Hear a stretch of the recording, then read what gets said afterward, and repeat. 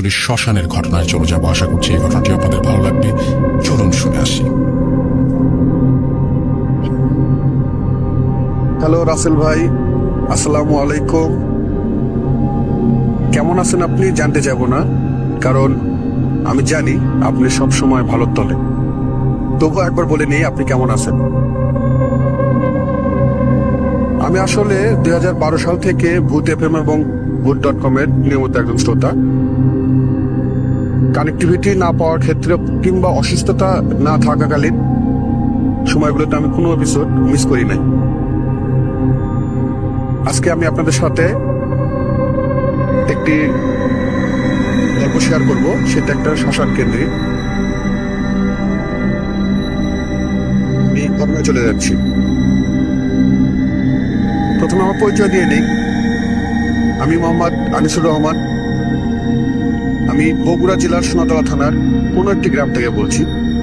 সঙ্গত কারণে গ্রামের নামটা বলছি না। আমি আসলে ঢাকায় জব করি।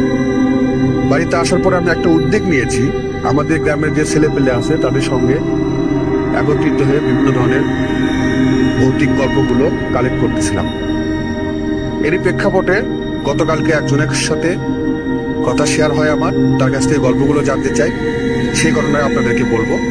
থ্যাংক ইউ আমার ছোট ভাই রেজা, কারণ সে যদি আমাকে এই গল্পটা শেয়ার না করতো তাহলে আমি আপনাদেরকে গল্পটা বলতে পারতাম না। চলে যায় ঘটনা। আমাদের সোনাতলা থানায় পূর্ব দিকে 3 কিলোমিটার পূর্ব দিকে গেলে একটা বাঙালি নদী পাওয়া যায়, যেটার শাখা যমুনা শাখাটা এই পাশে আছে এবং এটা মিলিত হয়ে গেছে যমুনা নদীর সাথে। মূলত এই বাঙালি নদীতেই আমরা আমাদের এখানে শ্মশান নামে পরিচিত। এটা মহাশ্মশান। এখানে বিভিন্ন ধরনের হিন্দু ধর্মাবলম্বীদের সৎকার করা হয় এখানে বিভিন্নভাবে, পুড়িয়ে কিংবা দাফন করে অথবা নদীর পানিতে ভাসিয়ে সৎকার করা হয়। তেমনি একটি ঘটনা আজকে বলবো। ঘটনার সূত্রটা একটু আগে থেকে, সেজন্য বোঝার জন্য আগে থেকে আমি বলছি। আমাদের গ্রামের একটা ছেলে আছে, ছেলেটির বয়স 14 থেকে 15 বছর। সে একদিন নদীতে গোসল করতে যাবে। এখানে অধিকাংশ লোকজনই নদীতে গোসল করে। দুপুরবেলা, ভর দুপুরবেলা সে গোসল করার জন্য নদীর দিকে যাচ্ছে। আমাদের বাড়ি থেকে 200 থেকে 300 মিটার দূরেই নদীটা, যার কারণে আমাদের গ্রাম থেকে অনেকে ওখানে নদীতে গিয়ে গোসল করতে পারে। যাই হোক, সে গোসল করার জন্য নদীর দিকে রওনা দিছে। দেওয়ার পর সময়টা ছিল একটু বর্ষাকালের মতো। নদীতে পানি ছিল, যার কারণে চর সমূহ পানি দ্বারা ভরে গিয়েছিল। সে নদীতে গোসল করার জন্য গেছে। যার পর সে নদীতে নামছে। নামার পরে সে গোসল করার জন্য প্রস্তুতি নিচ্ছিল। হঠাৎ তার সামনে একটি মাটির কলস ভেসে ওঠে। হঠাৎ যে কোনো ভাবে যদি একটা কলস পানির মধ্যে ভেসে উঠলে সবাই একটু মানে ভয় ভয় ভয় ভাব করে। তো ছেলেটি অনেক সাহসী ছিল, সে প্রথমে ভয় পেল না। ভয় পেল যখন গায়েবী একটা আওয়াজ আসা শুরু করলো। তাকে বলতেছে যে তুই মাটির কলসিটা নিয়ে যা, তোর কিছু হবে না, তুই নিয়ে যা। সে বলতেছে আমি কেন মাটির কলসি নিতে যাব? এই কথাটা বলার পরেই কলসির দুই পাশে দুটা ছোট বাচ্চা, 5-6 মাসের বাচ্চা ভেসে উঠছে। এটা দেখে তো সে ভীষণ ভয় পেয়ে যায়। কোনো কিছু দিক বিবেচনা না করে সে নদী থেকে সোজা বাড়ির দিকে একটা দৌড় দেয়। বাড়িতে এসে পরিবারের সঙ্গে সে কথাগুলো বলে যে আমার সঙ্গে এই ঘটনাগুলো ঘটছে।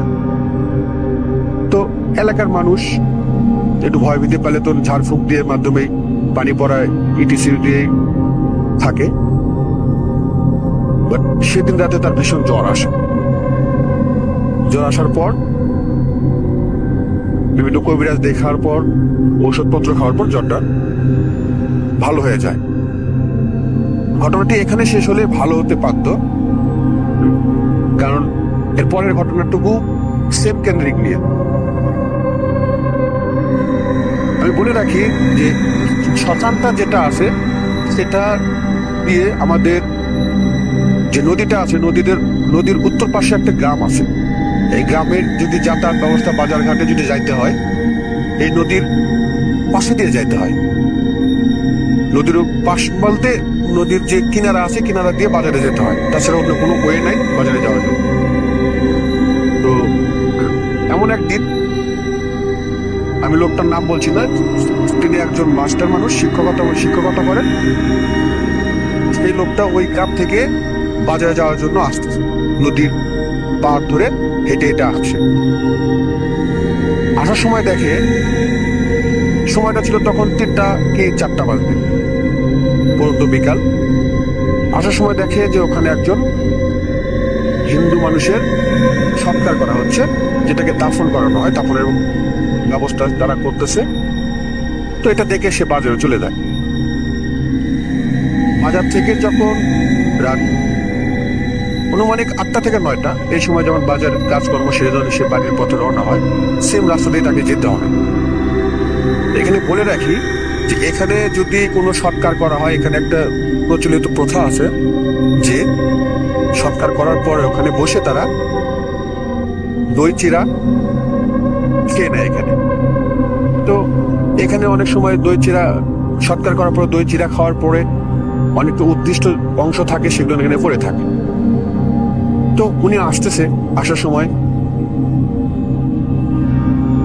উনি যখন শ্মশানে নামছে, মানে রাস্তা থেকে শ্মশানের রাস্তা যে রাস্তা আছে রাস্তায় যাওয়ার জন্য যখন নামছে, রাস্তা থেকে তারপর একটু সামনে গিয়ে একটা গাছের বাগান আছে। বাগানের ওখানে যাইতেই খাওয়ার যে একটা শব্দ হয়, সেই শব্দটুকু সে অনুভব করতে পারছে। তো এখন সে ভাবতেছে যে হয়তো বা বিড়াল টিড়াল এই ধরনের, কিন্তু শব্দটা এতই বেশি ছিল যে তার কানে আসে খাওয়ার ইয়েতে, এত রাতে এখানে কে কি খাবে। তো তখন সে তার নিজের হাতে যে টর্চ লাইট ছিল, টর্চ লাইটটা জ্বালানোর সঙ্গে সে তার পায়ের দিকে ধরছে, দেখে যে দই চিড়াগুলো ছিল উদ্দিষ্ট, সেই দই চিড়াগুলো 2টা ছোট ছোট বাচ্চা বসে বসে খাচ্ছে। এত রাত, নীরব এলাকা, শ্মশান এলাকা, এই জায়গাটায় 2টা বাচ্চা, ছোট ছোট বাচ্চা দেখলে যে কেউ ভয় হতে পারে। সে তাদের উদ্দেশ্যে বলল, দেখো বাবা, আমি কোনো অপরাধ করি নাই, তোমরা কে জিজ্ঞাসা করবো না, আমি তোমাদের কোনো বিরক্ত করবো না, আমার কোনো ক্ষতি করো না। এই কথাটা বলে সে নিজের জানা অজানা যত ধরনের দোয়া ছিল দোয়াগুলো সে যুক্ত নেয় এবং সামনের দিকে হাঁটানো শুরু করে। কিছু তো যাওয়ার পর আরেকটা বাগান আছে, সেই বাগানের ওখানে গিয়ে একটা মহিলা মানুষকে দেখতে পায়। এত রাতে মহিলা মানুষ এই শ্মশান ঘাটে, মানে কল্পনা করতে পারে না কেউ এত রাতে কেউ এখানে আসবে। তো সে তার কাছে অনেক কাকুতি মিনতি করে অনেক কথা, এগুলোর কথা বললো যে আমি ওখানে দেখছি। সে নিজে ভয় পাচ্ছিল, তাকে একটু বললো যে আমাকে একটু সাহায্য করেন, আমাকে একটু সামনে আগায় দিয়ে আসেন। তো মানুষটি কোনো কথা বললো না, মহিলা মানুষটি কোনো কথা বললো না, না বলে সে আগে আগে যাচ্ছে, মাস্টার আগে আগে যাচ্ছে, পিছে পিছে বউ মানুষটি যাচ্ছে। যাওয়ার পরে আমাদের এলাকার যে সীমানার যে রাস্তাটা আছে, প্রায় বাজারে যাওয়ার রাস্তা থেকে প্রায় 300-400 মিটার সামনেই ওই রাস্তাটা শেষ হয়ে গেছে, আমাদের গ্রামের রাস্তা শেষ হয়ে গেছে। ওই রাস্তাটা যখন ক্রস করছে তখনই দেখে পিছনে টাকা দেয় ওই বউ মানুষটি নাই। তো সেদিন সে ভালোভাবে চলে গেল। চলে যাওয়ার পরে এই কথাটা বাড়িতে কাউকে শেয়ার করে নাই, কিছু বলে নাই। এরও কয়েকদিন পর আবার সেম রাতে, আবার রাতের বেলা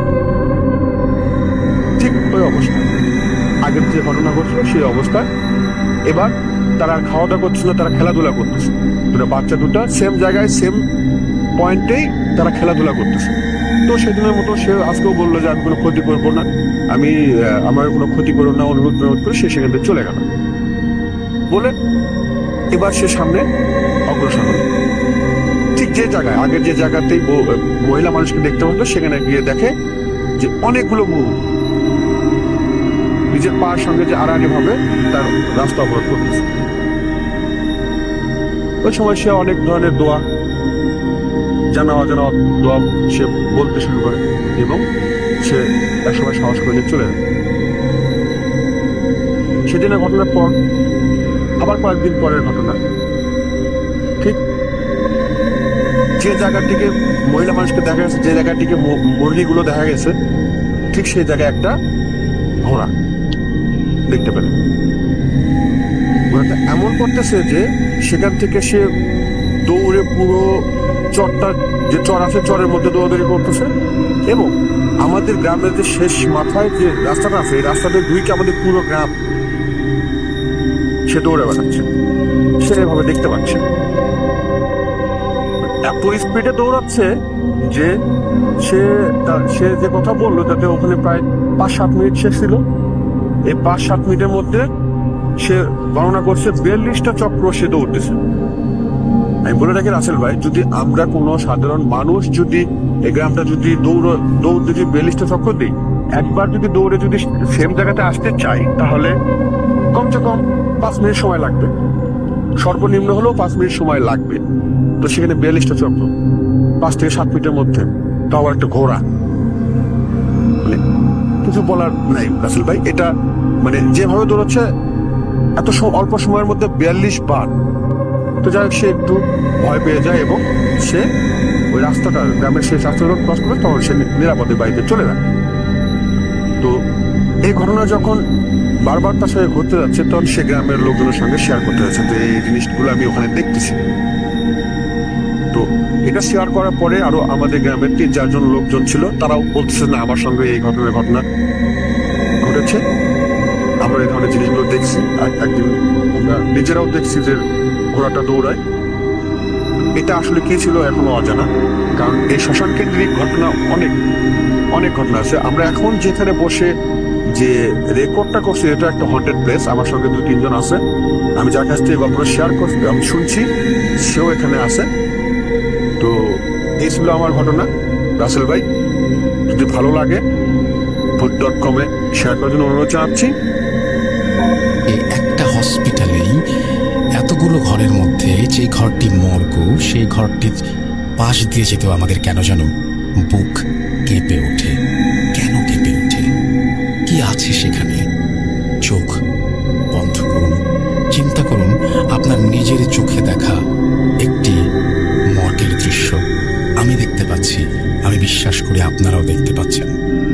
চোখ বন্ধ করুন, মর্গের ঘটনাটি প্লে করছি আপনাদের জন্য। কোথাও যাবেন না, সাথেই থাকুন এবং উপভোগ করুন এই চমৎকার ঘটনাটি।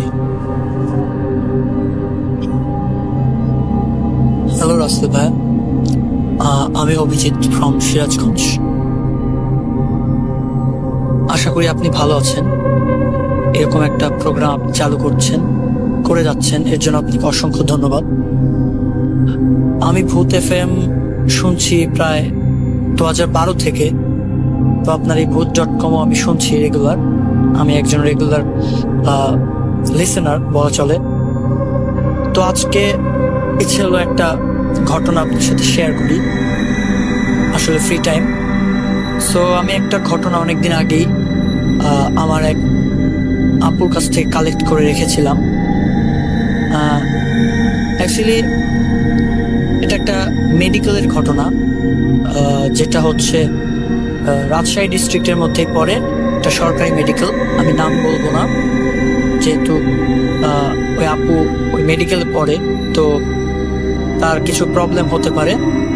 যাই হোক, 2012 সালে আপু মেডিকেলে চান্স পেয়ে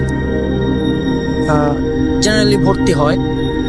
তো আপুর অ্যাকচুয়ালি প্রথম থেকেই একটু মেডিকেলে লাশ বা কাটাকাটি এগুলো নিয়ে একটু ইন্টারেস্ট বেশি ছিল, যার জন্য সে পড়াশোনা ওইভাবেই করেছে, তার ফলে চান্সও পেয়েছে। তো যাই হোক, ঘটনায় চলে যাচ্ছি। তো চান্স পাওয়ার পর ওই আপু এবং তার এক ফ্রেন্ড মিলে তারা একটা বাসা ঠিক করলো থাকার জন্য। তারা হোস্টেলে থাকেনি। যাই হোক, তো তারা ন্যাচারালি ভালোভাবে ক্লাস শুরু করলো, নতুন মেডিকেল লাইফ। প্রথম একটু এনজয় করতে লাগলো, ঘুরে ফিরে দেখতে লাগলো। তো আপু, যেটা আমি প্রথমে বললাম যে একটু এগুলোর প্রতি আকর্ষণটা বেশি থাকার দরুন সে একটু মানে দ্রুতই সবকিছু জানতে চাইছে, যার ফলে তারা 3-4 ফ্রেন্ড মিলে ঠিক করলো যে তারা লাশ কাটা ঘরে যাবে এবং সেখানে তারা দেখবে, আসলে লাশগুলো দেখবে বা ওই এনভায়রনমেন্টটা তারা ফিল করতে চাচ্ছিল 3-4 মিলে। সো একদিন এটা ফিক্স করলো, একটা ডেট ফিক্স করলো। তো আমরা সাধারণত জানি যে রাসেল ভাই, যে ওই লাশ কাটা ঘরগুলোতে, বিশেষ করে সরকারি মেডিকেলে সাধারণত জেনারেল পিপলদের যেতে দেয় না। এর জন্য অনেক ফর্মালিটিস থাকে বা অনেক নিয়ম কানুন থাকে। যাই হোক, আমি অতটা জানি না। তো আপু আমাকে যেভাবে বললো যে আমরা অনেক রিকোয়েস্ট করে বা অনেক প্ল্যান ট্যান করে, অনেক খাটাখাটি করে একবার দেখার জন্য 5-10 মিনিটের জন্য যাওয়ার জন্য একটা অনুমতি জোগাড় করে ফেলেছিল অ্যাকচুয়ালি, যেটা আমি শুনলাম। তো যাই প্ল্যান সেটাই কাজ। তারা একদিন ভর্তি হওয়ার তো 1 মাস হবে, 1 মাস পর তার সবাই মিলে 4-5 জন মিলে অ্যাকচুয়ালি মর্গে গেল। সময়টা তখন আমাকে যা বললো আপু যে সন্ধে 7টা কি 8টার কাছাকাছি হবে। তো দিনটা ছিল হচ্ছে রবিবার। সেদিন একটু মানে লাশ বা ওরকম কেস সংখ্যা একটু কমই ছিল, যার ফলে ওই মর্গে যে পাহারাদার 2 জন ছিল। তো একজন মেবি কোথাও গিয়েছিল, আর একজনকে মানে আগে থেকে কথা বলা হয়েছিল, ওই আপুরা বলে নিয়েছিল যে তারা ওই টাইমে যাবে, হয়তো বা কিছু টাকা পয়সা দিয়েছিল। যাই হোক, তো তারা সেই প্ল্যান অনুযায়ী 8:45 নাগাদ ওইখানে গেল। গিয়ে ওই মানে যে পাহারায় থাকে বা যে ওই ডিউটি ইনচার্জে থাকে, তো তিনি ওইটা মর্গটা অ্যাকচুয়ালি খুলে দিল। আর উনি ওই দরজার পাশে একটু বাইরে দাঁড়িয়েছিল অ্যাকচুয়ালি, যেভাবে আমাকে বললো যে উনি ওইখানে দাঁড়িয়েছিল, উনি ভিতরে যাননি। তো 4-5 জন ফ্রেন্ডের মধ্যে মানে আমার ওই আপুটারই মানে ভীষণ এক্সাইটেড ছিল, মানে এগুলো নিয়ে অত্যধিক বেশি এক্সাইটেড। মানে উনি নাকি ছোটবেলা থেকে একটু এগুলো সম্পর্কে বেশি এক্সাইটেড। না, আমি বলছি না ভূত বা প্রেতাত্মা এইগুলো না, কিন্তু মানে এই ধরনের লাশ বা কাটাকাটি বা মানবদেহ স্কেলেটাল সিস্টেম নিয়ে তিনি অনেকটা বেশি এক্সাইটেড ছিলেন, আমি যতটুকু জানি। তো উনি একটু তাড়াতাড়ি গেলেন, মানে সবার আগে ঢুকে লাশগুলো চেক করতে চাইলেন, মানে প্রত্যেকটাই সে দেখবে এরকম একটা ভাব। বাট সবগুলো লাশ অ্যাকচুয়ালি আমি জানি না অন্যান্য সব হসপিটালে একই কিনা, বাট তিনি বললেন যে ওইখানে সবগুলো লাশ সুন্দর করে টোকেন দিয়ে তারপর হচ্ছে বাঁধা ছিল, দড়ি বা অন্য কিছু দিয়ে সুন্দর করে বাঁধা ছিল যাতে পরে টরে না যায়। একটা মিনিমাম ডিস্টেন্স তারা মেনটেন করে লাশগুলো সুন্দরভাবে সাজিয়ে রেখেছিল। এবং মর্গটা ছিল অনেক বড়, অনেকগুলো লাশই ছিল। তো আপু জাস্ট গিয়ে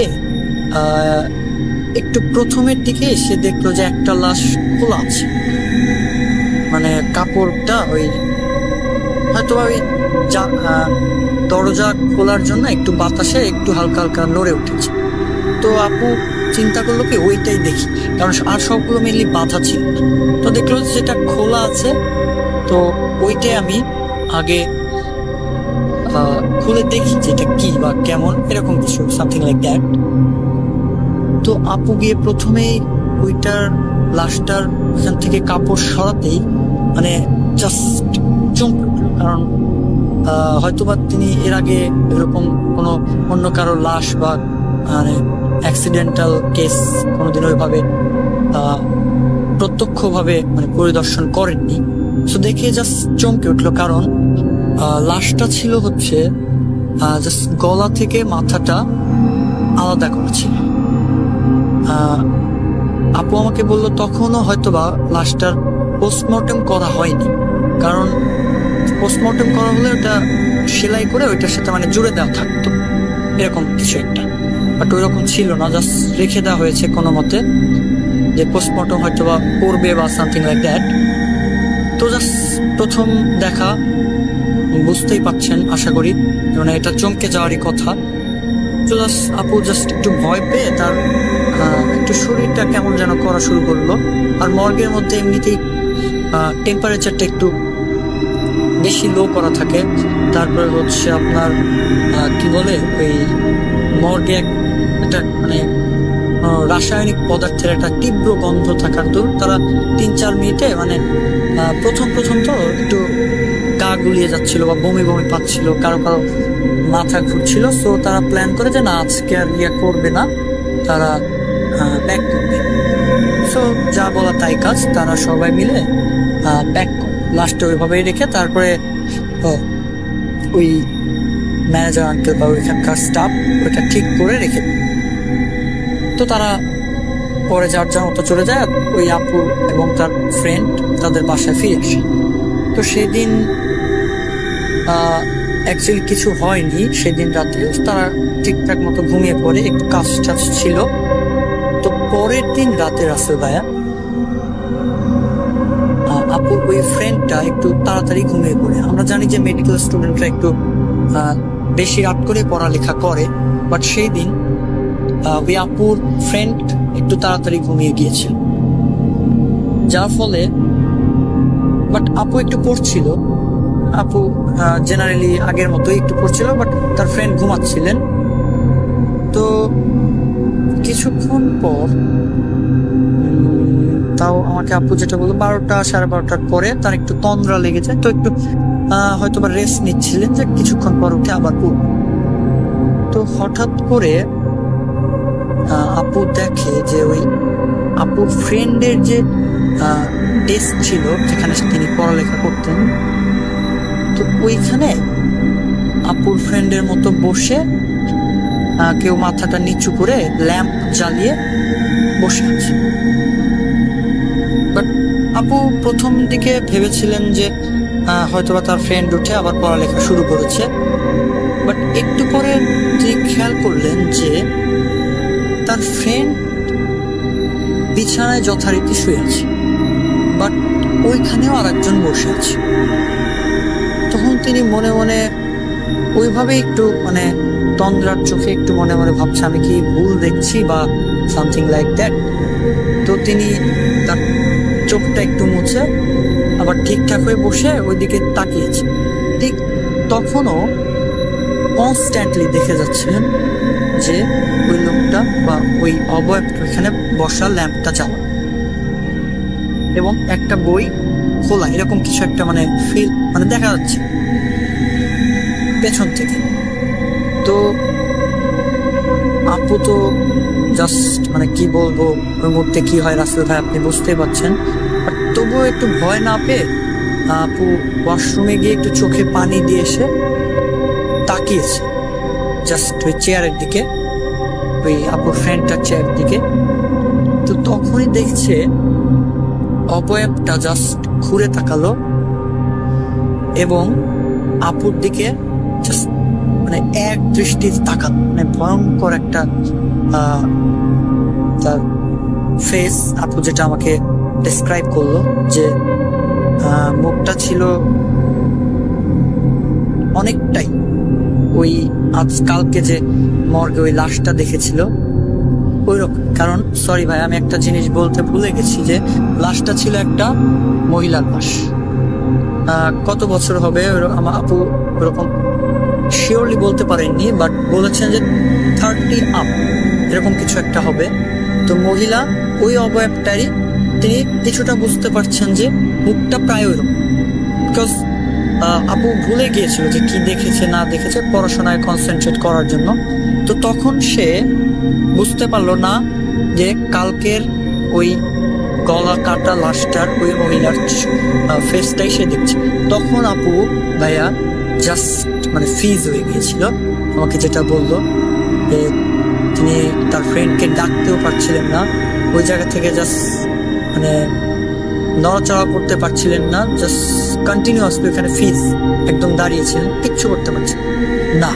তখন ওই অবয়বটা রাসেল ভাইয়া আপুকে নাকি বলছিল, তুই আমাকে দেখে চলে আসলি কেন? এরপর নাকি বলছিল যে তুই আমার পোস্টমর্টেম করবি। এই দুইটা জাস্ট লাইন নাকি আপুকে বলেছে, এটুকু তার মনে আছে। এইটা বলার পর রাসেল ভাইয়া ওই অবয়বটা জাস্ট উঠেছে চেয়ার থেকে, তখনই নাকি আপু একটা জোরে চিৎকার দিয়ে সেখানে জাস্ট সেন্সলেস হয়ে গেছে রাসেল ভাইয়া। তারপরে তার যখন সেন্স ফিরে আসে তখন সে দেখে যে তার পাশে তার মেডিকেলের দুইজন স্যার তাকে একজন চেক আপ করছেন, তার 3-4 জন ফ্রেন্ড জাস্ট দাঁড়িয়ে আছে। তখন তার সেন্স ফিরে অ্যাকচুয়ালি দুপুর 1:30-2টা হবে এরকম কিছু বললো আমাকে, যে ওই টাইমে তার সেন্সটা ফিরে আসে। তখন মানে বলে যে আমি এখানে কিভাবে, তোরা কিভাবে আসলি, সামথিং লাইক দ্যাট, যে তোরা আমাকে কিভাবে পেলি। তো ওই টাইমে মানে তার সবকিছু মনে চলে আসে যে কালকে রাতের ঘটনা। তখন ওই দুইজন স্যার চলে যাওয়ার পর তার ফ্রেন্ডসদের সে পুরো ঘটনাটা ব্যাখ্যা করে। এরপর থেকে নাকি রাসেল ভাইয়া তিনি মানে তার কাজ ছাড়া কোনোদিন ওই মর্গের আশপাশে যাননি, এবং এটাই তার ঘটনা ছিল। এরপর এই ঘটনাটা আর কাউকে বলেননি, তিনি আমাকে যা বললেন, আমাকে আমার সাথে একদিন শেয়ার করেছিলেন, যেহেতু আমার সাথে একটু ফ্রি, কথায় কথায় ঘটনাটা উঠে এসেছিল, তো আমি ভাবলাম আজকে আপনাদের সাথে শেয়ার করি। তো রাসেল ভাইয়া এটাই ছিল আমার ঘটনা। যেহেতু তার মেডিকেল লাইফের ঘটনা, সো তার নাম বা কোনো কিছু উল্লেখ করতে আমাকে প্রকাশ করতে না করেছে ভাইয়া, আশা করি বুঝতে পেরেছেন। তো আমার মনে হয়েছে এরকম ঘটনা ঘটতে পারে, আমি জানি না, বাট আপু আমাকে বলেছে একদম 100% সত্য ঘটনা, এখানে কোনো বানানোর কিছুই নেই। তো রাসেল ভাইয়া, যদি ঘটনাটি আপনার ভালো লাগে তাইলে আপনি শেয়ার করতে পারেন। রাসেল ভাই আমাদেরকে দায়িত্ব দিয়েছিলেন অলৌকিক ক্ষমতার অধিকারী মানুষদের খুঁজে বের করার জন্য, এবং যারা এই ধরনের অলৌকিক ক্ষমতা মানুষ দ্বারা ক্ষতির সম্মুখীন হয়েছেন বা সাহায্য পেয়েছেন তাদের খুঁজে বের করার জন্য। এই দায়িত্ব পালন করতে গিয়ে এমন কিছু মানুষের সাথে পরিচয় হয় যাদের ব্যাপারে লিখে প্রকাশ করা বা বলে বোঝানো খুবই কষ্টকর। আমি একজন ব্ল্যাক ম্যাজিশিয়ানের খোঁজ পেয়েছি যার সাথে রাসেল ভাইয়ের ফোনালাপ হয়েছে, এবং তিনি কোনো এক সময় আমাদের স্টুডিওতে এসে তার জীবনের বিভীষিকাময় অধ্যায়ের কথা শেয়ার করবেন বলে আশ্বাস দিয়েছেন। যা হোক, আজকে আমি আমার একজন আপুর ঘটনা শেয়ার করব। আমার দৃঢ় বিশ্বাস এই ঘটনা শোনার পর আপনাদের মাঝে একটি মিশ্র অনুভূতি কাজ করবে। ঘটনাটি যেমন ভয়ঙ্কর, নির্মম, ঠিক তেমনি একজন মানুষের জীবন নিয়ে ছেলে খেলা বলে মনে হবে আপনাদের কাছে। আমি গত মার্চ মাসের 28 তারিখে আমার এক ছোট ভাই সৈয়দ মুরসালাত হোসেন অহির কাছ থেকে সেই আপুর খোঁজ পাই। শুরুর দিকে আপু আমাদের সাথে কোনোভাবেই যোগাযোগ করতে চাচ্ছিলেন না, এবং লাইভে তো কোনোভাবেই আসতে রাজি নন, কারণ তার স্বামী ভূত FM এর একজন নিয়মিত লিসেনার ছিলেন। তার সন্দেহ তিনি এখনো আমাদের সাথে যুক্ত আছেন। পরবর্তীতে পরিচয় গোপন রেখে ঘটনা প্রচারের শর্তে তিনি আমাদের কাছে ঘটনা শেয়ার করতে রাজি হন। প্রায় 3.5 ঘন্টা যাবৎ তার সাথে আমার ফোনে কথা হয়। তার ঘটনা শুনতে শুনতে আমার যেমন প্রচন্ড ভয় লেগেছে, প্রচন্ড রাগ হয়েছে, ঠিক তেমনি প্রচন্ড কষ্ট পেয়েছি। শেষ মুহূর্তে বলা যায় তার জীবনের বর্তমান অবস্থা আমার চোখে পানি আনতে বাধ্য করেছে। আপু তার ঘটনাটি মাঝখান থেকে শুরু করেছিলেন, আমি তার মতো করে ঘটনাটি তুলে ধরার চেষ্টা করছি। এতে ঘটনার শেষের দিক আপনাদের জন্য একটি টুইস্ট থাকবে। ঘটনাটি অনেক বড়, তাই দয়া করে খুব মনোযোগ দিয়ে শুনবেন, কারণ এই ঘটনার সাথে আরেকটা ঘটনা ওতপ্রোতভাবে জড়িত। এবার চলে যাচ্ছি ঘটনায়। ঘটনাটি 2019 সালের দিকে। আমি তখন আমার শ্বশুর বাড়িতে থাকতাম। সেখানে বাড়ির সদস্য বলতে আমার শ্বশুর, শাশুড়ি, ননদ, স্বামী আমার 4 বছরের ছেলে এবং আমি। বিয়ের 2 বছর পর শ্বশুর বাড়ির সবার কাছে কেমন যেন অপছন্দের পাত্রী হতে শুরু করলাম আমি। কেউ আমাকে পছন্দ করতো না, আমার সাথে সবসময় দুর্ব্যবহার করত। শুধুমাত্র আমার শ্বশুর মশাই এবং আমার সন্তান আমার সাথে একটু ভালো ব্যবহার করত। প্রায় প্রতিদিনই স্বামীর সাথে আমার ঝগড়া হতো। কখনো কখনো সে আমার উপর হাতও ওঠাতো। বেশিরভাগ সময় আমি আমার সন্তানের মুখের দিকে তাকিয়ে সবকিছু সহ্য করে নিতাম, কিন্তু সেটা আর কতদিনই বা সম্ভব। সবকিছুরই একটা সহ্যের সীমা রয়েছে। তাই একটা সময় এই ব্যাপারে আমি আমার বাবা মাকে জানাই। আমার বাবা এর আগে 2-1 বার এই ধরনের ছোটখাটো ঝামেলা মিটমাট করে দিয়ে গিয়েছেন। তবে গায়ে হাত তোলার পরিমাণ দিন দিন বেড়ে যাবার কারণে তিনি আমার শ্বশুর বাড়িতে এসে সেইবার প্রচন্ড রাগারাগি করেন, সবাইকে কঠোর কথা শুনিয়ে যান। এক সময় আমার শাশুড়ির সাথে বাবার কথা কাটাকাটি হয়। আমার শাশুড়ি বলেন, আমাদের বাড়ির বউ আমরা আমাদের মতো করে রাখবো, আমাদের কথা মেনে চললে ভালো, না মানলে এটাই ওর উচিত শিক্ষা। এটা শুনে আমার বাবা আরো রেগে যান। তিনি বলেন, আমার মেয়ে কি আপনাদের হাতের পুতুল? একজন মানুষের জীবন নিয়ে যা খুশি তা করা যায় না। এই ধরনের আরো অনেক কথা বাবা তার কঠোরভাবে শুনিয়ে আসেন। শেষ মুহূর্তে আমার শাশুড়ি কোনো কথা খুঁজে না পেয়ে বলেন, দেখুন, শুধু আপনার মেয়েকে না, আপনাদের সবাইকে কিভাবে হাতের পুতুল বানাতে হয় তা আমি দেখিয়ে ছাড়ব। এরপর বাবা আমাকে আর আমার ছেলেকে নিয়ে সেখান থেকে চলে আসে। আমার বাপের বাড়িতে তখন আমি, আমার ছেলে, আমার বাবা মা ছিলাম। আমার বড় বোন তার শ্বশুর বাড়িতে। আমি শ্বশুর বাড়ি থেকে চলে আসার পর খুব শান্তি অনুভব করেছিলাম। রোজকার ঝগড়া, মারামারি, হাতাহাতি থেকে একটু নিস্তার পেয়েছি, কিন্তু এই শান্তি বেশি দিন স্থায়ী হল না। বাড়ি আসার 3 দিনের মাথায় আমার বাবা হঠাৎ করে ব্রেন স্ট্রোক করলেন। আমরা খুব তাড়াতাড়ি তাকে একটি বেসরকারি হাসপাতালে নিয়ে ভর্তি করি। ডাক্তার নিতান্তই একজন ভালো মানুষ ছিলেন বিধায় তিনি দ্রুতই বাবার চিকিৎসা শুরু করে দেন। কিন্তু বাবার সব টেস্ট রিপোর্ট হাতে পাওয়ার পর ওনাকে কেমন যেন অবাক মনে হচ্ছিল। কারণ জিজ্ঞেস করায় তিনি কিছুটা অবাক কণ্ঠে বললেন, এত সুস্থ একজন মানুষ কিভাবে ব্রেন স্ট্রোক করতে পারে? ওনার তো কোনো অসুখ বিসুখ রোগ বালাই কিছুই নেই, উনি তো সম্পূর্ণ সুস্থ। আমি এর আগে কখনোই এরকম পেশেন্ট দেখিনি। এরপর প্রায় 4 দিনের মতো বাবাকে হাসপাতালে রাখা হয়। 5ম দিন আমি আমার বড় বোন গিয়ে বাবাকে হাসপাতাল থেকে নিয়ে আসি। আমাদের বাড়ির সামনে তখন একটা বড় ময়লার স্তূপ ছিল, আর পাশেই একটা বিশাল খাল। বাবা রিক্সা থেকে নেমে হাঁটতে হাঁটতে সেই ময়লার স্তূপের কাছে গিয়ে দাঁড়িয়ে যান। আমি রিক্সার ভাড়া মিটিয়ে দেখি বড় বোন বাইরের গেটের তালা খুলছেন। আমার বাবার দিকে চোখ পড়তেই দেখলাম বাবার শরীর একটা কাঁপুনি দিয়ে আস্তে আস্তে সেই ময়লার স্তূপ থেকে খাদের দিকে হেলে পড়ছে। এটা দেখে আমি দৌড়ে গিয়ে বাবাকে টেনে ধরি। অন্যদিকে আমার বোন এগিয়ে এসে সাহায্য করলে বাবা অট্টহাসি হাসতে শুরু করেন। আমরা দুজনেই অবাক হয়ে যাই, কি হলো বাবার, এরকম করছেন কেন? বাবার হাসির কারণ জিজ্ঞেস করতে বাবা শুধু বললেন, আজ তুই না থাকলে হয়তো মরেই যেতাম রে মা। এটা বলে বাবা হঠাৎই কেমন চুপ হয়ে গেলেন এবং বাসার ভেতর প্রবেশ করলেন।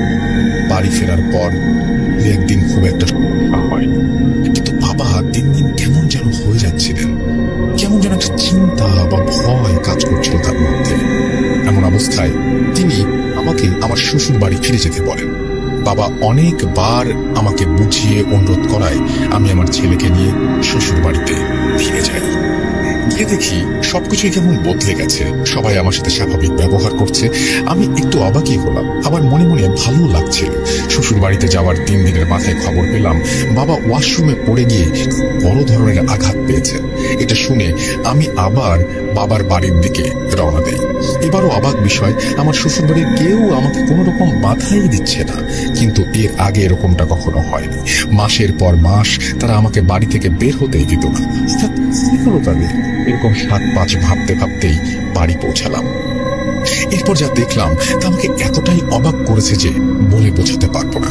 আমার বাবা একদম শুকিয়ে গিয়েছিলেন। মাত্র 3 দিনে ওজন প্রায় 2.5 কেজির মতো কমে গিয়েছিল। তার মাথায় একটা ব্যান্ডেজ করা ছিল।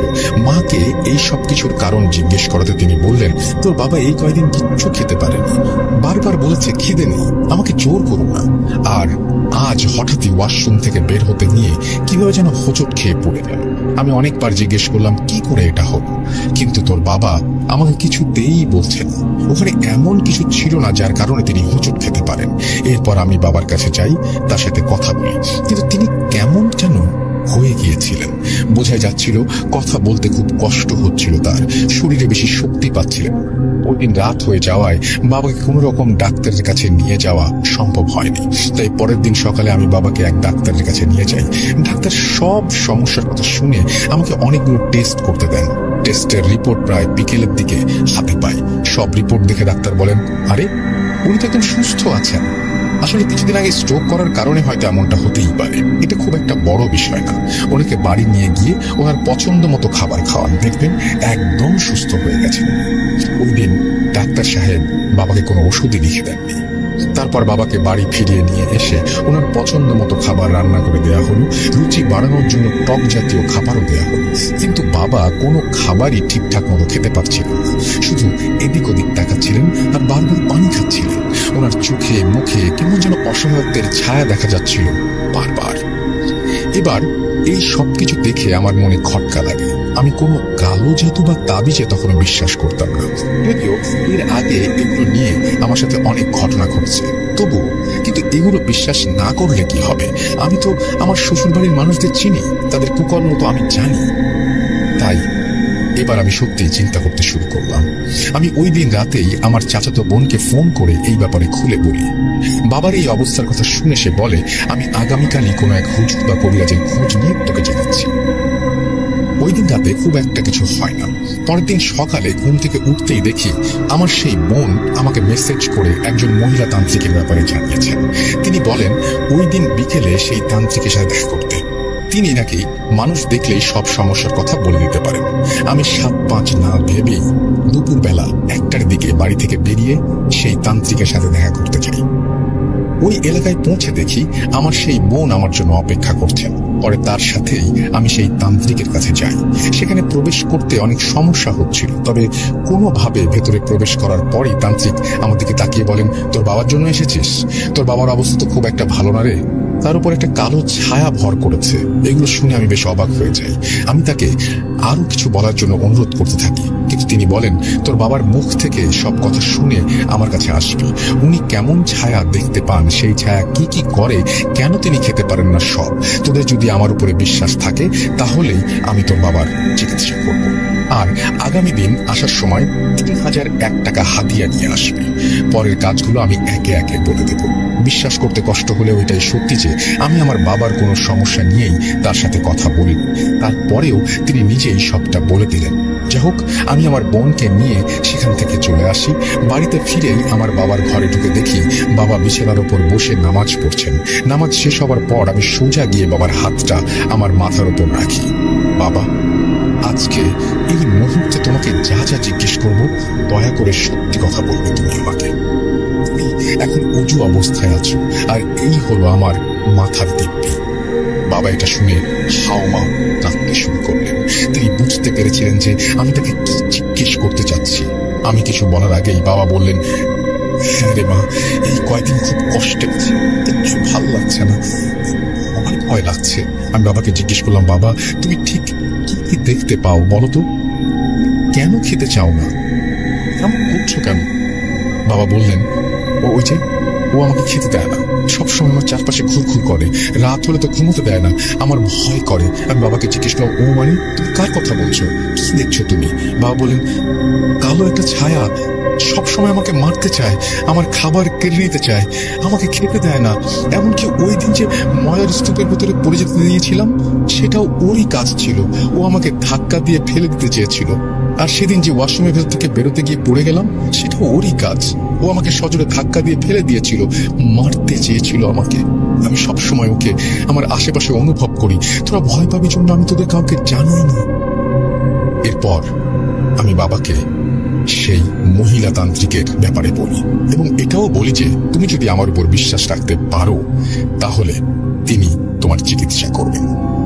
বাঁচার তাগিদে সেই তান্ত্রিকের কাছে চিকিৎসা নেওয়ার জন্য বাবা রাজি হন। আমি পরের দিন সকালে সেই তান্ত্রিকের কাছে গিয়ে উপস্থিত হই এবং হাদিয়া স্বরূপ তাকে 3001 টাকা দেই। এরপর একে একে আমাকে সব চিকিৎসার নিয়ম তিনি বলতে শুরু করেন। তিনি প্রথমে 1 বোতল সরিষার তেলে কি যেন একটা মন্ত্র পড়ে ফু দিয়ে সেটা আমার হাতে দেন এবং বলেন, প্রতিদিন গোসলের পর তোর বাবার মাথা থেকে পা অবধি এই তেলটি মালিশ করে দিবি। বাড়ি যাওয়ার পথে ১৬ গজ কাপড়, সরিষার দানা এবং গজাল পরা নিয়ে ঢুকবি। আজ রাত ১২:০৫ থেকে ১২:১০ মধ্যে তুই তোর বাড়ির মাঝখানে একটা মোমবাতি জ্বালাবি এবং ১৬ গজ কাপড় ছিঁড়ে তার ভেতর সরিষা দানা দিয়ে তোর বাড়ির চারপাশে পুঁতে দিবি। আর এই সময় তোর মাকে বলবি যেন তোর বাবার শরীরে পুরো সরিষার তেলটি মালিশ করতে থাকে। আর হ্যাঁ, সবচেয়ে গুরুত্বপূর্ণ বিষয়, তুই যখন এই কাজটি করবি তখন নানা রকম বাধা আসবে। হতে পারে তোর মায়ের হাত কেটে গেল, বড় বোনের গেটের সামনে এসে চিল্লাচিল্লি করছে বাঁচাও বাঁচাও, তোর কোনো দিকে কান বা নজর দিবি না। তুই যদি এই কাজ করার সময় অন্য কারো কথা শুনিস বা সাড়া দিস তাহলে হয়তো তোর বাবাকে বাঁচাতে পারবো না আমি। আর হ্যাঁ, সময়টা কিন্তু ঠিক রাত ১২:০৫ থেকে ১২:১০। তোর হাতে মাত্র ৫ মিনিট সময় থাকবে। এই ৫ মিনিট কারোর সাথে কথা বলবি না। যদি তুই এই কাজে সফল হোস এবং নির্দেশনা অনুযায়ী চলিস তাহলে আগামী ৪০ দিনের মধ্যেই আমি তোর বাবাকে সুস্থ করে তোর কাছে ফিরিয়ে দেব।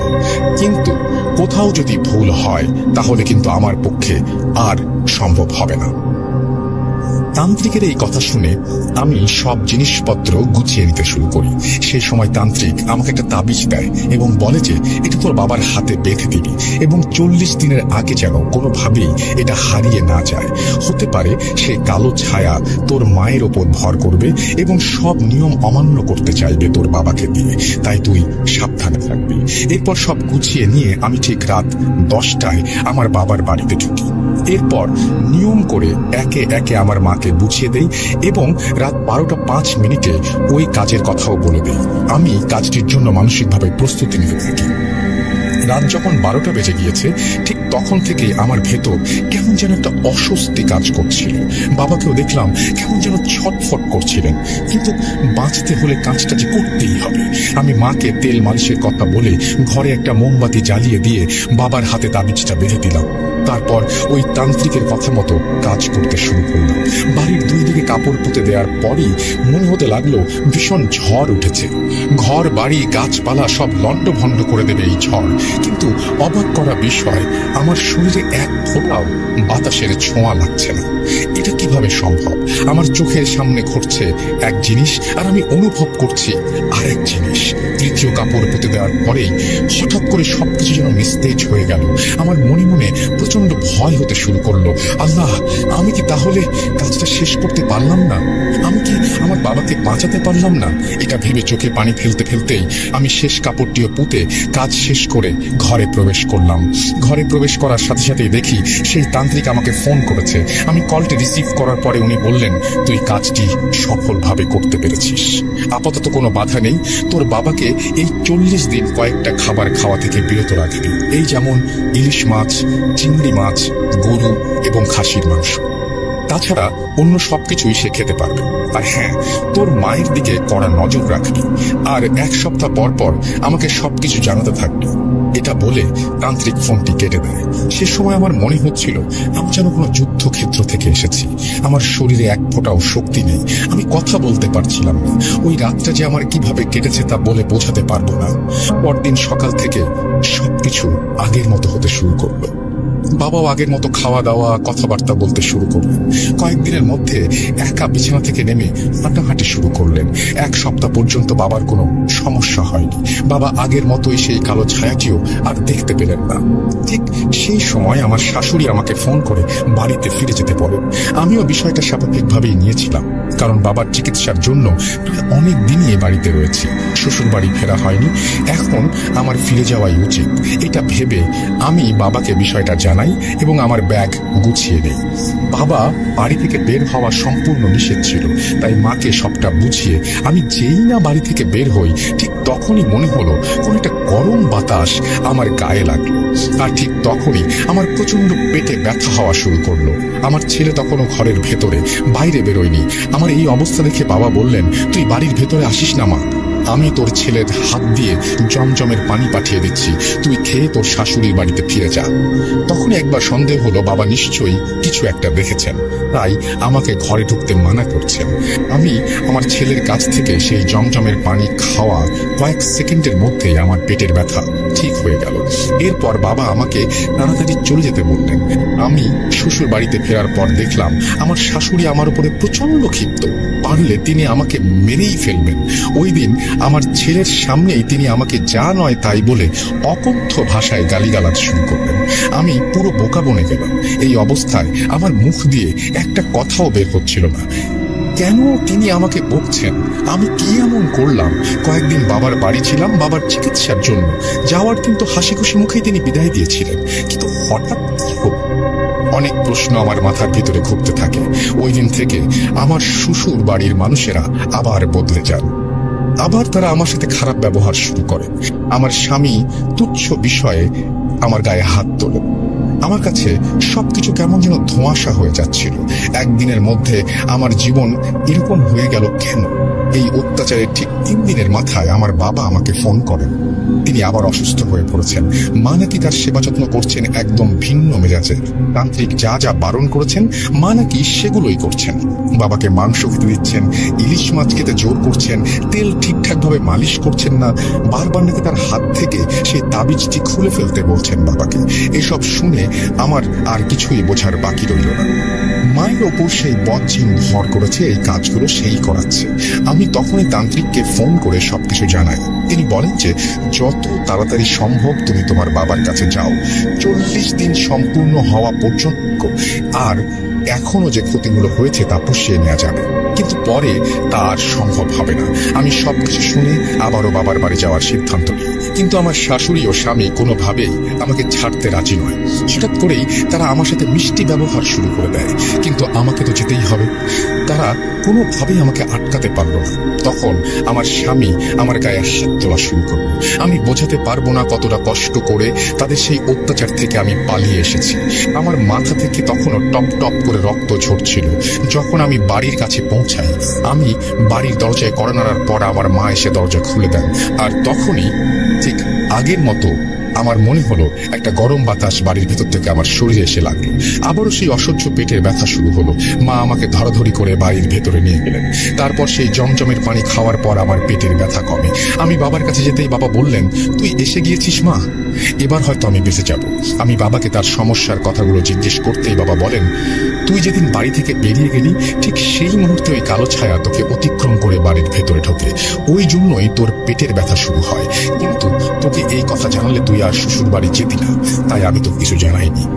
আজ যখন তুই আমার বাড়িতে প্রবেশ করলি ঠিক তখনই ও অতিক্রম করে বাড়ি থেকে বেরিয়ে গেছে।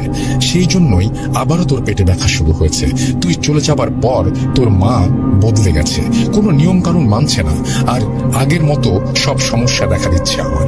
আমি বাবার মনে সাহস জোগাতে থাকি, কিন্তু শ্বশুর বাড়ির এই নির্যাতনের চিহ্ন দেখে বাবা মানসিকভাবে আবারও ভেঙে পড়েন।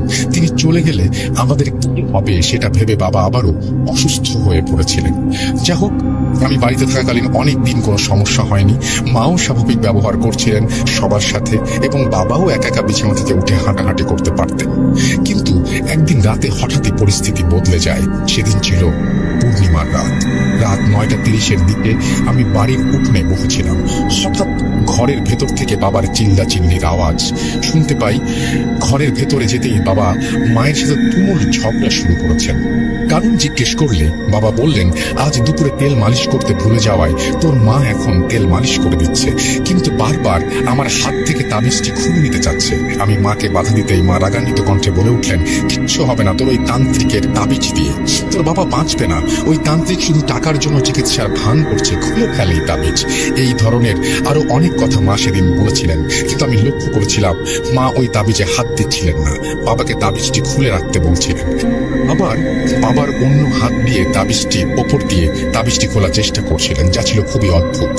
একদিন আমাদের বাড়িতে আমার ছোট চাচা আসেন বাবাকে তার বাড়িতে নিয়ে যেতে। অসুস্থতার কারণে বাবা অনেক দিন চাচার বাড়িতে যান না।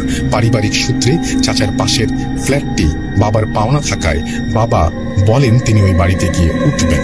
বাবাকে অনেকবার বোঝানো হলো যে তোমার চিকিৎসা চলছে, এখনো শেষ হয়নি, তাই এখন যাওয়াটা ঠিক হবে না। কিন্তু বাবা কোনো কথাই শুনলেন না। তিনি বললেন, এটাই আমার শেষ ইচ্ছা, মৃত্যুর আগে আমি কয়েকটা দিন ওই বাড়িতে থেকে যেতে চাই। জানি না বাবা ওই দিন হঠাৎই মরে যাবার কথা কেন বললেন? তিনি কি আগে থেকে কিছু আন্দাজ করতে পেরেছিলেন? যা হোক, আমরা 1 সপ্তাহের মধ্যে সবকিছু গুছিয়ে নিয়ে নতুন বাড়িতে উঠি। নতুন বাড়িতে গোছগাছ করার সময় মা হঠাৎই বেরিয়ে গেলেন। আমি অনেকবার ডাকলাম, কিন্তু তিনি কোনো সাড়া না দিয়ে কোথায় যেন চলে গেলেন। ওই দিন রাতে বাবা প্রচন্ডভাবে অসুস্থ বোধ করছিলেন। ডাক্তার ডাকা হয়, কিন্তু কোনো কাজ হয় না। এরপর হঠাৎ মা বলে ওঠেন, আরে তোর বাবার হাতের তাবিজটা কোথায়? এটা শুনে বাবার অসুস্থতার কারণ বুঝতে আমার আর বাকি রইল না। আমি তৎক্ষণাৎ সেই তান্ত্রিককে ফোন করিয়ে সব কথা খুলে বলি। তান্ত্রিক আমাকে ঘর বন্ধের ব্যাপারে জিজ্ঞেস করেন, কিন্তু কিসের ঘর বন্ধ? আমি আসলে ভুলেই গিয়েছিলাম ওই সরিষা দানা আর সোজা গজ কাপড়ের কথা। আমি তো পুরনো বাড়ি থেকে সেগুলো তুলে আনতেই ভুলে গেছি। এটা তান্ত্রিককে জানানোর পর সে ফোনটা কেটে দিল। এরপর আমি অনেকবার ফোন করেছি, কিন্তু সে আর আমার ফোন ধরেনি। আমি মাকে জিজ্ঞেস করি, তুমি সবকিছু গুছিয়ে নিয়ে আসলে, ঘর থেকে ঘর বন্ধের জিনিসগুলো কোথায়, আর তাবিজটা কিভাবে হারালে? এটা শুনে মা একটু মুচকি হেসে বললেন, কি জানি, হয়তো আমি আজ দুপুরেই হারিয়ে ফেলেছি। এরপর আর বোঝার বাকি রইল না যে মায়ের ওপর আছড় করা হয়েছে। মা এখন নিজের ঘরের মধ্যে নেই। ঠিক তখনই তান্ত্রিক মহিলাটি আমাকে ফোন করেন এবং বলেন, তোর গাফলতির কারণেই তোর বাবাকে হারাতে হলো। ওই তাবিজ এবং ঘর বন্ধের জিনিস তোর মাকে দিয়ে কোথাও ফেলে দেওয়া হয়েছে। আমার পক্ষে আর কোনো কিছুই করা সম্ভব নয়। এটা আমি চিকিৎসার প্রথম দিনই তোকে বলেছিলাম। আমাকে আর ফোন করিস না, আর তোর বাবার শেষ ইচ্ছাগুলো পারলে পূরণ করিস। এটাই ছিল তান্ত্রিকের সাথে আমার শেষ কথা। এরপর মা সুস্থ হয়ে ওঠেন এবং বাবার জন্য চিন্তিত হয়ে বাবার সেবা যত্ন শুরু করেন। কিন্তু বাবা দিন দিন আরো অসুস্থ হতে শুরু করেন। এমন অবস্থা হলো যে বাবা আর উঠে বসতে পারেন না, পরিষ্কারভাবে কথা বলতে পারেন না। আমি আমার ছোট চাচাকে সব কথা খুলে বললে তিনি একজন হুজুর নিয়ে আসেন বাড়িতে। হুজুর বাড়িতে ঢুকে বললেন, ওরা তোমার বাবাকে না নিয়ে তোমাকে ছাড়বে না। তোমরা অনেক দেরি করে ফেলেছ, আর হয়তো তোমার বাবাকে বাঁচানো সম্ভব নয়। আমি হুজুরের হাতে পায়ে ধরি বাবাকে বাঁচানোর জন্য, অনেক কাকুতি মিনতি করি। আমার মিনতিতে শেষ উপায় হিসেবে হুজুর বলেন, আমি একটা চেষ্টা করে দেখতে পারি, কিন্তু সেই দিন আমি চেষ্টা করব যেদিন তোমার বাবা স্পষ্ট করে কথা বলতে পারবেন। যদি উনি স্পষ্ট করে শুধু পুরো নামটাও বলতে পারেন তাহলেই হবে। তাই শেষ সময়ে ভালোভাবে বাবার সাথে সময়টা কাটাও, তার পছন্দের খাবার খাওয়াও। খুব একটা বেশি দিন বোধ হয় তিনি তোমাদের সাথে নেই। আমি ওই দিন হুজুরকে জিজ্ঞেস করলাম, কে এবং কেন এই কালজাদু করেছে আমার বাবার উপর। তিনি শুধু একটা কথা বলে সেখান থেকে চলে গেলেন, তোমার শাশুড়ি। আমি মনে মনে এটাই সন্দেহ করেছিলাম, কিন্তু এমন করুণ পরিণতি হবে আমার বাবার তা কখনো ভাবিনি। এরপর বাবা অনেক চেষ্টা করেছেন স্পষ্টভাবে কথা বলার, কিন্তু সফল হননি। তিনি বারবারই বলছিলেন, তোরা আমাকে টাকা নিয়ে যা, ঢাকার ডাক্তার আমাকে চিকিৎসা করলেই আমি সুস্থ হয়ে যাব। কিন্তু সেটা আর সম্ভব হলো না। কয়েকদিন পর ঠিক ফজরের আগ মুহূর্তে বাবা এই পৃথিবীর মায়া ত্যাগ করে আমাদের সবাইকে ছেড়ে চলে যান। সেদিন মা বাবার পাশেই ছিলেন। তিনি নাকি একটা বিশাল কালো ছায়াকে বাবার পাশে বসে থাকতে দেখেছেন এবং হঠাৎই সেটা নাকি দেয়াল ভেদ করে বাইরে চলে যায়। এরপর থেকে একে একে যা যা করণীয় আমরা সব পালন করি। অনেক আত্মীয় স্বজন আসেন, কিন্তু আমার শ্বশুর শাশুড়ি থেকে কোনো মানুষই সেখানে উপস্থিত ছিলেন না। একবার ফোন করেও জিজ্ঞেস করেননি। আমি চেয়েছিলাম তাদের নামে আইনি ব্যবস্থা নিতে, কিন্তু আইন তো জাদু বিশ্বাস করে না, তারা প্রমাণ চায়। আমার কাছে তো কোনো প্রমাণ নেই। যা হোক, এটা গেল বাবার ঘটনা। কিন্তু এই ঘটনা চলাকালীন আমার শাশুড়ি যে আমার জন্য আরো বড় কিছু তৈরি করেছিলেন তা কয়েকদিন পরেই বুঝতে পারি। বাবা মারা যাওয়ার কয়েকদিন পর আমার শাশুড়ি আমাকে অনেকটা জোর করেই বাড়িতে ফিরতে বলেন, কিন্তু আমি শর্ত দিয়েছিলাম আমি শ্বশুর বাড়িতে থাকবো না, আমি আমার ছেলে ও স্বামীকে নিয়ে আলাদা থাকবো। যদি তিনি এই শর্তে রাজি থাকেন তাহলে আমি যাব। আমার শাশুড়ি কোনো কথা না বলে আশ্চর্যজনকভাবে আমার এই শর্তে রাজি হয়ে যান। এটা নিয়ে আমার মনে সন্দেহ জাগে, কিন্তু কিছুই করার নেই। আমার শর্তে তো রাজি তিনি। এরপর আমরা আলাদা থাকতে শুরু করি। প্রথম কয়েক মাস ভালোই চলছিল। আমার শ্বশুর শাশুড়ি আমাদের বাড়িতে প্রতি সপ্তাহে একবার করে বেড়াতে আসতেন। আমার ছেলের জন্য অনেক কিছু নিয়ে আসতেন, আবার আমার সাথেও ভালো ব্যবহার করতেন। কিন্তু আমি দেখতাম আমার চোখের আড়ালে শাশুড়ি আমার স্বামীকে নিয়ে কি যেন খাইয়ে দিতেন। হয় পানির সাথে মিশিয়ে দিতেন, না হয় চিবিয়ে খেতে বলতেন। আমি কিছু জিজ্ঞেস করলে তিনি বলতেন, আরে এটা মাজারের সিন্নি, তোমার জন্য এনেছি। পরে দিব। এভাবে সব ভালোই চলছিল, কিন্তু ঠিক 3 মাস পর সবকিছু বদলে গেল। বিনা কারণে আমার স্বামী আমার গায়ে হাত তুলতে শুরু করলো। অকথ্য ভাষায় আমার ছেলের সামনে গালিগালাজ করত। এরকমটা নয় যে আমার স্বামী নেশা করত আর নেশার ঘোরে আমার সাথে দুর্ব্যবহার করত। একদম সুস্থ মস্তিষ্কে সে আমার সাথে কথা বলতে বলতেই ক্ষিপ্ত হয়ে উঠত। একদিন তো আমাকে মারার জন্য আমার গলায় ছুরি পর্যন্ত ধরেছিল। আমার ছেলে না থাকলে হয়তো আজ আর বেঁচে থাকতাম। কিন্তু এরকমটা কেন হচ্ছে? কাকে বিচার দেব আমি? এখন তো বাবাও নেই। আমি না বাঁচলে ওরা তো আমার ছেলেকেও ভালোভাবে মানুষ করবে না। এই ঘটনার পরের দিন সকালে আমার শ্বশুর শাশুড়ি আমাদের বাড়িতে আসেন। আমি আমার শাশুড়ির কাছে বিচার দিতেই তিনি আমার ওপর রাগ দেখাতে শুরু করেন। তিনি বলেন, তুমি আমার ছেলের খেয়াল রাখো না, তার সাথে দুর্ব্যবহার করো, তাই সে তোমার সাথে এমন আচরণ করছে। তোমার নিজের দোষেই আজ তোমার এই অবস্থা। আমি এই কথাগুলো শুনে সম্পূর্ণ বোকা বনে গেলাম, কিছুটা বাকরুদ্ধ হয়ে গিয়েছিলাম। তখন আমার শ্বশুর মশাই বললেন, 3 দিনের জন্য আমি আমার ছেলেকে আর নাতিকে আমার বাসায় নিয়ে যেতে চাই। ওরা এই 3 দিন আমাদের সাথে থাকলে মন মেজাজ ভালো হয়ে যাবে, ও আবার আগের মতো হয়ে যাবে। আমি আমার শ্বশুরের কথা ফেলতে পারি, কিন্তু আমার মন কেমন যেন একটা খারাপ কিছুর জন্য আশঙ্কা করছিল। আমার ছেলের সাথে ওদের যেতে দিতে আমার মন কিছুতেই মানছিল না।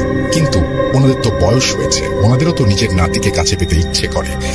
তাই আমি আমার শ্বশুরের কাছে ওয়াদা করিয়ে নিলাম আমার শ্বশুরকে দিয়ে, তিনি 3 দিন পরে আমার ছেলেকে আমার কাছে ফিরিয়ে দিয়ে যাবেন। তিনি আমার কাছে ওয়াদা করলেন এবং আমার স্বামী এবং ছেলেকে নিয়ে চলে গেলেন। ওনারা চলে যাবার পর আমার মনের ভেতর কেমন যেন উথাল পাথাল হতে লাগলো। আমার বারবারই মনে হচ্ছিল ওরা আমার ছেলেকে বোধহয় আমার কাছে আর ফিরিয়ে দেবেন।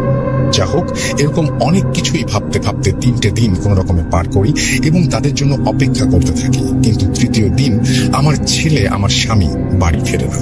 আমি শ্বশুর বাড়িতে অনেকবার ফোন করি, কিন্তু কেউ আমার ফোন রিসিভ করে না। আমি পরের দিন আবার ফোন করি, কিন্তু কেউ আমার ফোন ধরে না। এরপর ভেবেছিলাম আমি শ্বশুর বাড়িতে যাব, কিন্তু ব্যক্তিগত একটি কাজের কারণে পরদিন আটকে যাই, তাই যাওয়া হয় না।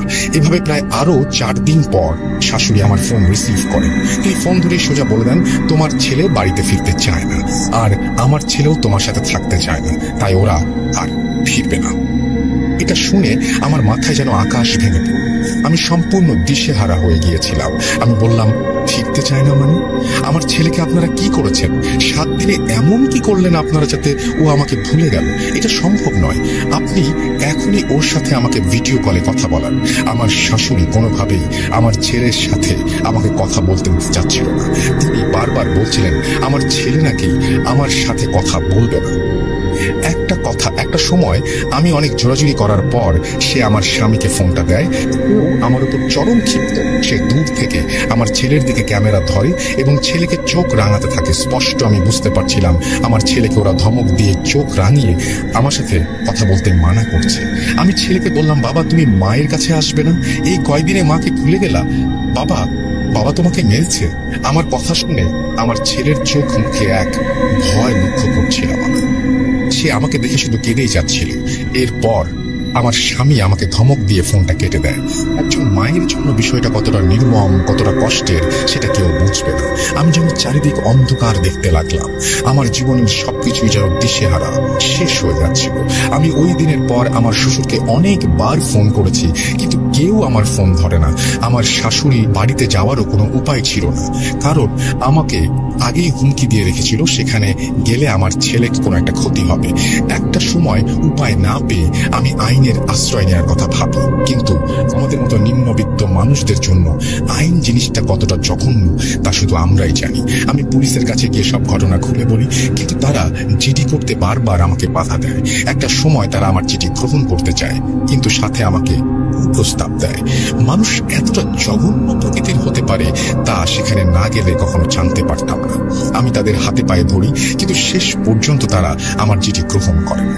আমি প্রকার অসহায় হয়ে পড়ি। কিছুদিন পর সামাজিক যোগাযোগ মাধ্যম আমার একজন সাংবাদিকের সাথে পরিচয় হয়। তাকে আমি একটি গ্রুপে নারীদের প্রতি সহিংসতা নিয়ে একটি আর্টিকেল পোস্ট করতে দেখি। মূলত সেখানে আমি তাকে মেসেজ করি ও সাহায্যের আবেদন করি। তিনি আমার সব ঘটনা শুনে আমাকে ওই পুলিশ স্টেশনে যাওয়ার জন্য বলেন। আমি পরের দিন সেখানে যাই এবং দেখি তিনিও সেখানে উপস্থিত আছেন। তিনি আমাকে আমাকে নিয়ে থানায় ঢুকতেই সবাই তাকে সালাম দিতে শুরু করে। বুঝলাম তিনি একজন বড় মাপের সাংবাদিক। তিনি প্রথমেই পুলিশ সুপারের খোঁজ করেন, যিনি আমার সাথে খারাপ ব্যবহার করেছিলেন। তিনি না থাকায় সবাইকে অনেক হুমকি ধামকি দিয়ে আমার অভিযোগটি তিনি ফাইল করান এবং বলেন, বোন, ধরে নাও তোমার কাজ হয়ে গেছে, কালকের মধ্যেই তোমার শ্বশুর বাড়িতে একটা নোটিশ যাবে এবং পুলিশ তদন্ত করবে, চিন্তার কিছু নেই, তোমার ছেলেকে তুমি পেয়ে যাবে ইনশাল্লাহ।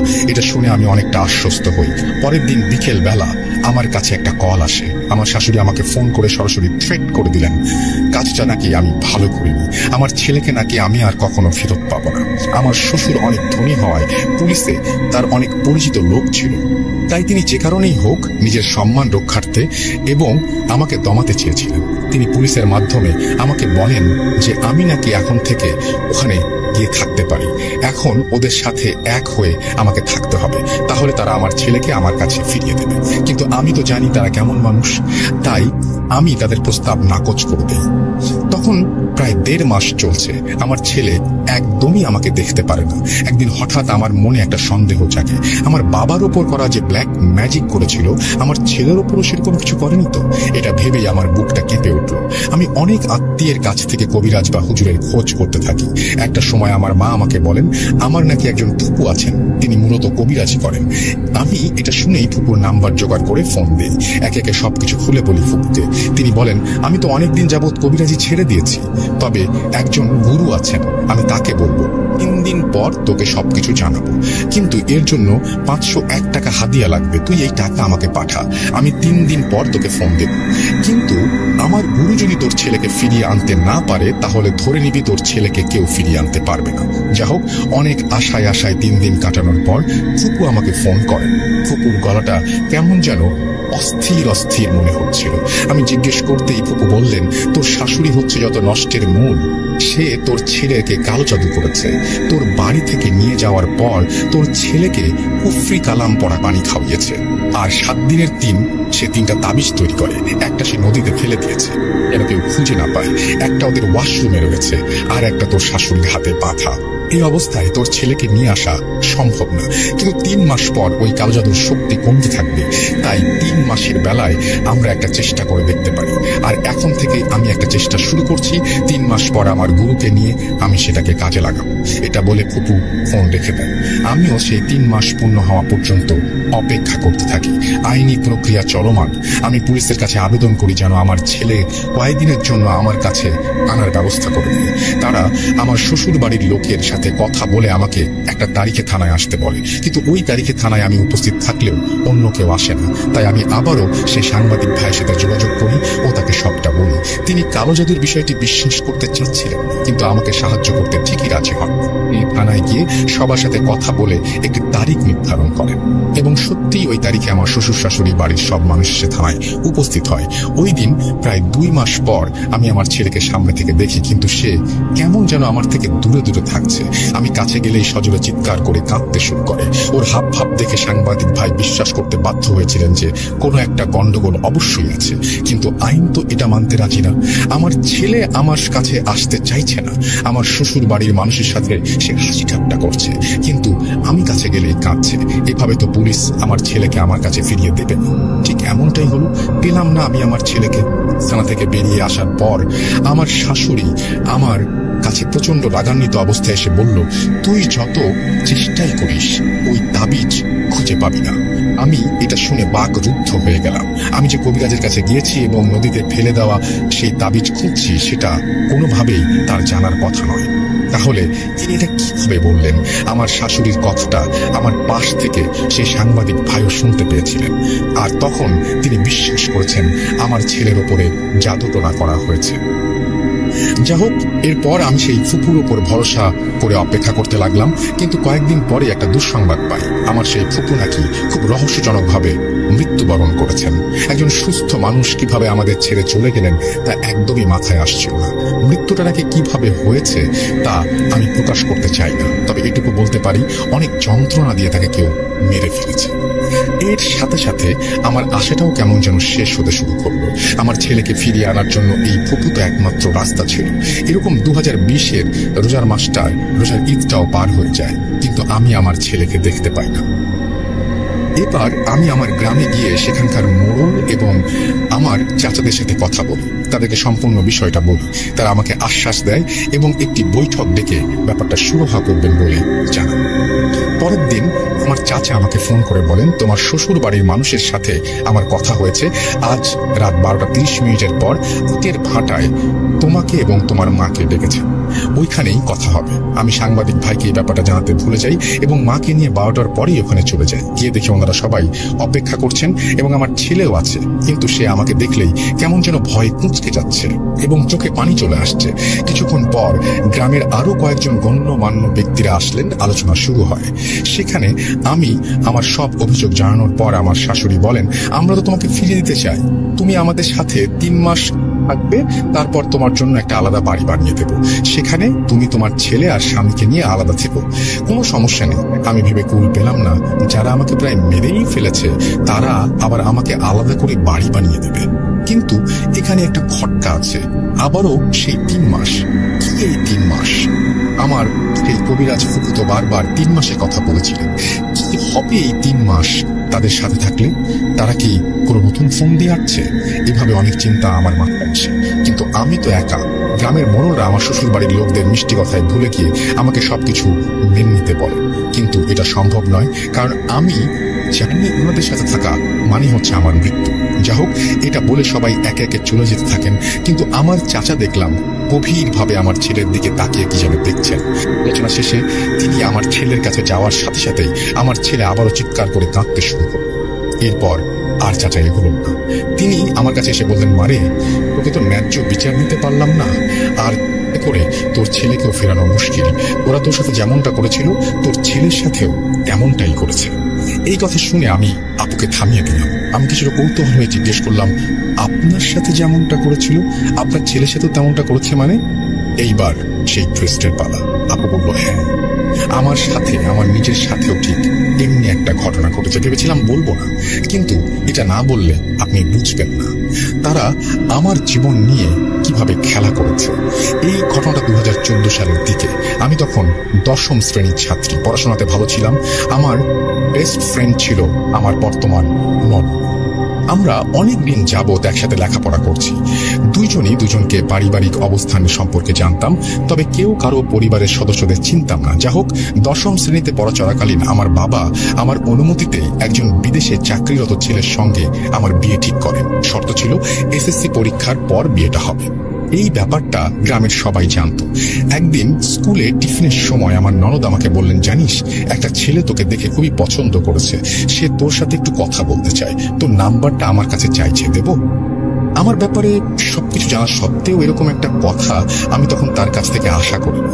একটা সময় সে আমাকে বলে যে তোকে পছন্দ করেছে, সে আমার ভাইয়া, তোকে দেখে খুব ভালো লেগেছে, তাই তোর সাথে একটু কথা বলতে চাই, তুই নিজে কথা বলে তাকে মানা করে দিলে বেশি ভালো হয়। আমি বললে আমার উপর রাগ দেখাবে, জানি না কেন, তবে নিজের অজান্তে আমি রাজি হয়ে গেলাম। এই একটা সময় আমাদের মাঝে ভালো কথাবার্তা হতে থাকে এবং সে একদিন আমার সাথে সামনাসামনি দেখা করতে চায়। তখনও আমি তাকে আমার বিয়ের ব্যাপারটা বলিনি, কিন্তু দেখা করার কথা উঠতেই আমার ব্যাপারটা আমি বলে দিই। দেখলাম সে একদম স্বাভাবিক ব্যবহার করছে। পরের দিন আমার ননদ আমাকে বলল যে গতকাল আমার মা তোকে বাজারে দেখেছে, মায়েরও তোকে খুব পছন্দ হয়েছে, না জানি কখন তোদের বাড়ি সম্বন্ধ নিয়ে যায়। আমি ওর কথাটা কিছুটা ইয়ার্কির মতো করে নিলাম, কিন্তু আশ্চর্যজনক ঘটনা ঘটলো। ওই দিন নাকি রাস্তার মানুষদের আমার বাড়ির ঠিকানা জিজ্ঞেস করতে করতে এসেছেন তিনি।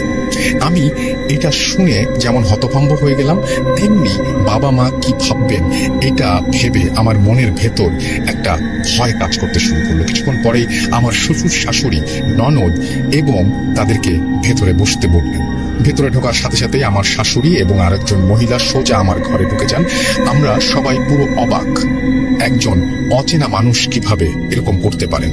লজ্জার খাতিরে আমি বা মা কিছুই বলতে পারিনি। কিছুক্ষণ পর বাইরে এসে তিনি বললেন, বাড়িটা একটু ঘুরে দেখলাম আর কি। তিনি বলেন, রাস্তায় আপনার মেয়েকে দেখে আমার খুবই পছন্দ হয়েছে। পরে জানতে পারি সে আমার মেয়ের বান্ধবী। তাই আর দেরি না করে আমার ছেলের জন্য বিয়ের প্রস্তাব নিয়ে এলাম। জমি জমা বিষয় সম্পত্তির অনেক বড়াই করে সে কোনোভাবে আমার বাবাকে রাজি করানোর চেষ্টা করেন, কিন্তু বাবার এই বিয়েতে একদমই মত ছিল না। তিনি সম্পূর্ণ দায়িত্ব আমার উপরে দিয়ে দেন। আমার ইচ্ছা থাকলেই নাকি এই বিয়ে হবে। যা হোক, ওই দিনটা কোন রকমে কেটে গেল।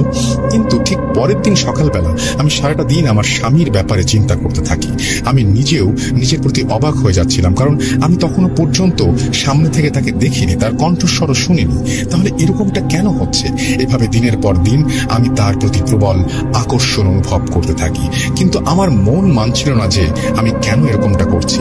বারবার মনে হচ্ছিল কেউ যেন জোর করে আমার মনের কথা আমাকে এটা কুড়িয়ে দিচ্ছে। আর যখনই এই বিষয়টা নিয়ে ভাবি, তখনই আমার মাথার পেছনে প্রচন্ড ব্যথা হতে শুরু করে। এটা বারবার হয়। এভাবে আমার এসএসসি পরীক্ষাও খারাপ হয়ে যায়। আমার বর্তমান শ্বশুর শাশুড়ির বাড়ি থেকে কোনো কথাবার্তা না এগোনোতে বাবা সেই আগের ছেলের সাথেই আমার বিয়ে দেওয়ার কথা ভাবতে থাকে। কিন্তু আমি জানি না এই কথাটা কিভাবে আমার শাশুড়ি জানতে পারেন। তিনি একদিন রাতে আমাকে ফোন করেন এবং তার ছেলের সাথে পালিয়ে যেতে বলেন। তিনি আমাকে আশ্বস্ত করেন তিনি নাকি আমাদের পালাতে সাহায্য করবেন এবং পরবর্তীতে যা যা সমস্যা হবে সেটা তিনি মিটমাট করে নেবেন, এবং এটাও বলেন যে আমাকে নাকি এক কাপড়ে বাড়ি থেকে বেরোতে হবে, অর্থাৎ আমি রাতে যে কাপড়টি পরে ঘুমাবো সেই কাপড়টা পরেই আমাকে পালাতে হবে। আমি নিজের অজান্তেই সেই রাতে তার প্রস্তাবে রাজি হয়ে যাই। আমার মন কিছুতেই মানছিল না এরকম কোনো কাজ করতে এবং বাবা মাকে ধোঁকা দিতে, কিন্তু বারবার মনে হচ্ছিল কেউ আমাকে দিয়ে জোর করে এটা করাচ্ছে। পরের দিন বান্ধবীর বাড়িতে যাওয়ার নাম করে এক কাপড়ের ওপরে বোরকা পরে বাসা থেকে বেরিয়ে যাই। আগের দিন রাতেই আমার শাশুড়ি একটা নির্দিষ্ট জায়গায় কথা বলে দিয়েছিলেন, তাই আমি সরাসরি সেখানেই চলে যাই। সেখানে গিয়ে দেখি আমার শাশুড়ির স্বামী এবং তার একজন বন্ধু আমার জন্য গাড়ি নিয়ে অপেক্ষা করছে। সেখানেই প্রথমবারের মতো আমি আমার স্বামীকে দেখি। আমি আজও বলে বোঝাতে পারবো না সেই মুহূর্তটা কেমন ছিল। ওখানে যাওয়ার পর থেকেই আমার ভেতর একটা অস্বস্তি কাজ করছিল। আমার স্বামীকে তখন আমার একদমই পছন্দ হচ্ছিল না, খুব বিরক্ত বোধ করছিলাম। আমার এই অবস্থা দেখে আমার শাশুড়ি তার ব্যাগ থেকে কি যেন একটা বের করে ফু দিয়ে একরকম জোর করেই আমার মুখে গুঁজে দিলেন। আমি জানি না জিনিসটা কি ছিল, কিন্তু ওটা খাওয়ার কয়েক মুহূর্তের মধ্যেই আমার কাছে সবকিছু স্বাভাবিক মনে হতে লাগলো। ওরা তাড়াতাড়ি আমাকে গাড়িতে তুলে একটা জায়গায় নিয়ে যায় এবং কোনো রকমে আমাদের বিয়েটা সম্পূর্ণ হয়। তারপর একটা পরিবারে কি কি সমস্যা হতে পারে, কত মানুষের কাছ থেকে কটাক্ষ শুনতে হয়, সেটা আর নাই বলি। যা হোক, একটা সময় আমার বাবা সবটা মেনে নেন এবং আমিও সংসার করতে শুরু করি। কিন্তু শ্বশুর বাড়িতে যাওয়ার পর আমি একদমই আমার স্বামীকে মেনে নিতে পারছিলাম না। যদিও কথাটা শুনতে খারাপ মনে হতে পারে, কিন্তু সত্যি বলতে আমি এমন কুৎসিত মানুষকে এর আগে কখনো দেখিনি। এমন মুহূর্তে, এই মুহূর্তে দাঁড়িয়ে আমি বলবো এটা আমার শাশুড়ির কুকর্মের ফল। যা হোক, সামাজিক পরিস্থিতির কথা চিন্তা করে আমি পরিস্থিতিটা মেনে নেই। এভাবে 2 বছর কেটে যায়। তারপরেই নতুন ঘটনা ঘটতে শুরু করে। ওই যে প্রথমে বলেছিলাম, বিয়ের 2 বছর পর শ্বশুর বাড়ির সকলের কাছে আমি অপছন্দের পাত্র হতে শুরু করি। এবার আসি অপছন্দের পাত্রী হওয়ার কারণে। আমি কিছুটা ধর্মপ্রেমী হওয়ায় 5 ওয়াক্ত নামাজ আদায় করতাম। এই জন্য আমার শাশুড়ি তার প্রয়োজন মতো কালো জাদুর কাজগুলো আমাকে দিয়ে করাতে পারতেন না বিধায় মনে মনে একটা রাগ জমতে থাকে। কথাটা যদি আমি পরে জানতে পারি। ও হ্যাঁ, আরেকটা কথা, যেদিন তিনি আমাদের বাড়িতে বিয়ের প্রস্তাব নিয়ে এসেছিলেন সেদিন আমার ঘরের আলমারির পেছনে এবং আমার বিছানার তোষকের নিচে 2টা তাবিজ রেখে গিয়েছিলেন। আর একে একে জিন চালানোর মাধ্যমে তিনি আমাকে বশে আনেন এবং তার ছেলের সাথে বিয়ে দেন। কিভাবে জানলাম সেটা একটু পরে বলছি।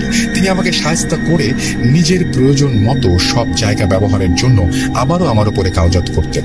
তিনি গুড়, চিনি, মিষ্টি এই ধরনের জিনিসগুলো কিছু একটা পরে ফু দিয়ে আমাকে একরকম জোরপূর্বক খাইয়ে দিতেন। বলতেন দরগার হুজুরের দোয়া পড়ে দিয়েছে, ফু দিয়ে তোমাকে এগুলো খাওয়াতে বলছেন, এতে নাকি সংসারে শান্তি আসবে। কিন্তু অবাক করা বিষয়, তিনি কখনোই সেই দোয়া বা সূরা আমাকে বলেননি। আমি যতবারই জানতে চেয়েছি তিনি বলেছেন, হুজুর শুধু আমাকে এই দোয়াগুলো পড়ে ফু দিয়ে দিতে বলছেন, আমি মরার আগে তোমাকে শিখিয়ে দেব। এটা বলে তিনি আমাকে থামিয়ে দিতেন। ওই জিনিসগুলো খাওয়ার কয়েকদিন পরেই আমি প্রচুর খিটখিটে হয়ে যেতে থাকি। প্রায় প্রতিদিন সন্ধ্যায় আমার মাথা ব্যথা শুরু হতো। বিয়ের আগে ঠিক যেমনটা হতো, কথায় কথায় আমি স্বামীর সাথে ঝগড়া করতে থাকি। এরকমটা অনেক দিন চলে। এরপর একদিন দেখতে পাই আমার শাশুড়ি চিনিতে ফু দিয়ে সেই পানিটা গুলিয়ে আমার কাছে নিয়ে আসছে। আমি কয়েকদিন ঠিক বুঝতে পারছিলাম যে আমি সবার সাথে একটু বেশি খারাপ ব্যবহার করছি, কিন্তু সেদিন আমি প্রচন্ড অসুস্থ ছিলাম। তাই কৌশলে শাশুড়ির হাত থেকে শরবতের গ্লাসটি নিয়ে আমি আমার রুমে চলে যাই আর সেই শরবতটা বেসিনে ফেলে দেই। বিশ্বাস করতে কষ্ট হলেও এরপরে 1 সপ্তাহ আমি একদম স্বাভাবিক ছিলাম। আর ঝগড়া করতে না দেখে আমার শাশুড়ির চোখে মুখে একটা অবাক হওয়ার ছাপ দেখতে পাচ্ছিলাম। এরপরে আমি বুঝতে পারি জাদুর মাধ্যমে স্বামীর সাথে বিচ্ছেদ করানোর চেষ্টা করছেন আমার শাশুড়ি। তাই দেরি না করে আমি আমার এক চাচাতো বোনের সাথে যোগাযোগ করি এবং হুজুরের খোঁজ পাই। আমি কয়দিন শাশুড়ির কথা মতো চলি এবং ইচ্ছা করে আমার স্বামীর সাথে ঝগড়ার অভিনয় করি, কারণ বাড়ির বাইরে যাওয়ার জন্য খুব দরকার হয়ে পড়েছিল সেটি। কোনোভাবে শাশুড়িকে খুশি করে আমি বাড়ি থেকে বেরিয়ে আমার চাচাতো বোনের সাথে সেই হুজুরের কাছে যাই। আমাকে দেখে সাথে সাথেই হুজুর 1 গ্লাস পানিতে কিছু একটা পরে ফু দিয়ে খেতে বলেন এবং মসজিদে এসে বসতে বলেন। পানিটা খেয়ে মনে হলো আমার ওপর থেকে অনেক বড় ভারী কোনো পাথর যেন সরে গিয়েছে। খুব হালকা বোধ করছিলাম। এরপর তিনি চোখ বন্ধ করে মনে মনে কিছু একটা পড়ে আমার সমস্যাগুলো বলতে শুরু করলেন। আমি অবাক হয়ে তার কথাগুলো শুনতে থাকি। তিনি বললেন, তোমার বিয়েটা হয়েছে কালো জাদুর মাধ্যমে। যদিও বলাটা ঠিক হবে না, তবুও বলছি, তোমার শাশুড়ি এই সব কিছুই করেছেন। তোমার বিয়ের দিন পর্যন্ত তোমার ঘরের আলমারি ও তোষকের নিচে 2টো তাবিজ ছিল, যা তোমার শাশুড়ি সেখানে রেখে জিন চালান দিয়েছেন এবং তোমার বিয়ের পর তিনি সেগুলো সেখান থেকে সরিয়ে নিয়ে এসেছেন। তুমি কিছুটা ধর্মপ্রেমী হওয়ার কারণে জাদুর কোনো প্রভাব তোমার উপরে কাজ করছিল না, তাই তিনি এখন তোমাকে ওই বাড়ি থেকে তাড়াতে চান। প্রতি সপ্তাহে তোমাকে কুফরি পড়া খাবার খাওয়ানো হয়, যাতে করে তুমি সকলের সাথে খারাপ ব্যবহার করো এবং নিজের বাড়ি ছেড়ে চলে যাও। এখন বলো, তুমি কি এত কিছুর পরেও সেখানে থাকতে চাও? আমার অভিজ্ঞতা বলছে ভবিষ্যতে তোমাকে আরো ক্ষতির সম্মুখীন হতে হবে। আমি সবকিছু শুনে বললাম, বিয়েটা যখন কোনোভাবে হয়ে গিয়েছে, এখন সেটা ভেঙে দিলে আমার বাবা মার সম্মান খোয়াতে হবে, তাই আমি শত কষ্টেও মেনে নিতে রাজি আছি। এরপর অনেক তদবির প্রক্রিয়া ও 3 রাস্তার মোড়ে রাত 12টার পর গোসল করিয়ে আমাকে সুস্থ করা হয়। কিন্তু আমি যদি জানতে পারতাম এই সিদ্ধান্তের কারণে একদিন আমার বাবাকে হারাতে হবে, আমার ছেলেকে ওরা দূরে সরিয়ে নেবে, তাহলে হয়তো কখনোই রাজি হতাম না। যাই হোক, সৃষ্টিকর্তার অশেষ রহমতে আমি সুস্থ হয়ে উঠি। মাত্র 3 দিনের মধ্যে আমার শ্বশুর বাড়িতে ফিরে যাবার পর আমার শাশুড়ি আমার দিকে খুশি মনে তাকিয়েছিলেন, কিন্তু হঠাৎ তিনি কিছুটা লক্ষ্য করেন এবং তার চোখ মুখ লাল হইতে শুরু করে। তিনি হয়তো বুঝতে পেরেছিলেন আমার ওপর থেকে তার জাদুর প্রভাব কেটে গিয়েছে। এরপরেও তিনি অনেকবার চেষ্টা করেছেন, কিন্তু সফল হননি।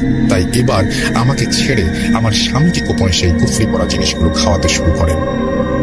1 মাস সবকিছু ঠিকঠাক থাকার পর হঠাৎই একদিন আগের মতো সেই অদ্ভুত আচরণগুলো আমি আমার স্বামীর মধ্যে লক্ষ্য করতে থাকি। একটা সময় সে আমার উপর হাত বসাতে শুরু করে, আর কদিন পরেই আমার বাবা আমাদের ব্যাপারটা সুরাহা করতে আসেন এবং শাশুড়ির আক্রোশের কারণে আমার বাবাকে মায়া ত্যাগ করে চলে যেতে হয়। এ তো গেল বিয়ের পর থেকে আমার স্বামী, সংসার, সম্মান ও আমার বাবাকে হারানোর ঘটনা। এবার আসি আমার বর্তমান সময়ের কথায়। আমার ছেলেকে ওই দিন ইটের ভাটায় আলোচনার পর প্রায় 3 মাস যাবৎ দেখতে পাইনি। কদিন পর ওর জন্মদিনের জন্য মনটাকে ধরে রাখতে পারছিলাম না। শ্বশুর বাড়িতে যাওয়ারও কোনো উপায় নেই, কারণ আমি শ্বশুর বাড়িতে গেলে তারা আমাকে আটকে দেবে আর গ্রামের মানুষদেরকে বলবে আমাদের ঘরের বউ আমাদের কাছে ফিরে এসেছে এবং আর কোনো কেস কানুন চলবে না। সব ঠিক হয়ে গেছে, কিন্তু এরকম হলে আমি কখনোই আমার ছেলেকে ফিরে পাবো না। তাই ছেলেকে ফিরে পাওয়ার জন্য যে মামলাটি আমি করেছিলাম সেটা চলমান রাখা প্রয়োজন ছিল। আল্লাহর রহমতে সামাজিক যোগাযোগ মাধ্যমে আমি একজন কবিরাজের খোঁজ পাই।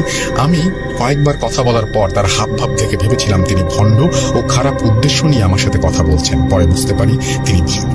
তাকে সব সমস্যার কথা বলার পর তিনি আমাকে বলেন 21 দিনের মধ্যে আমার কাছে আমার ছেলেকে তিনি ফিরিয়ে দেবেন।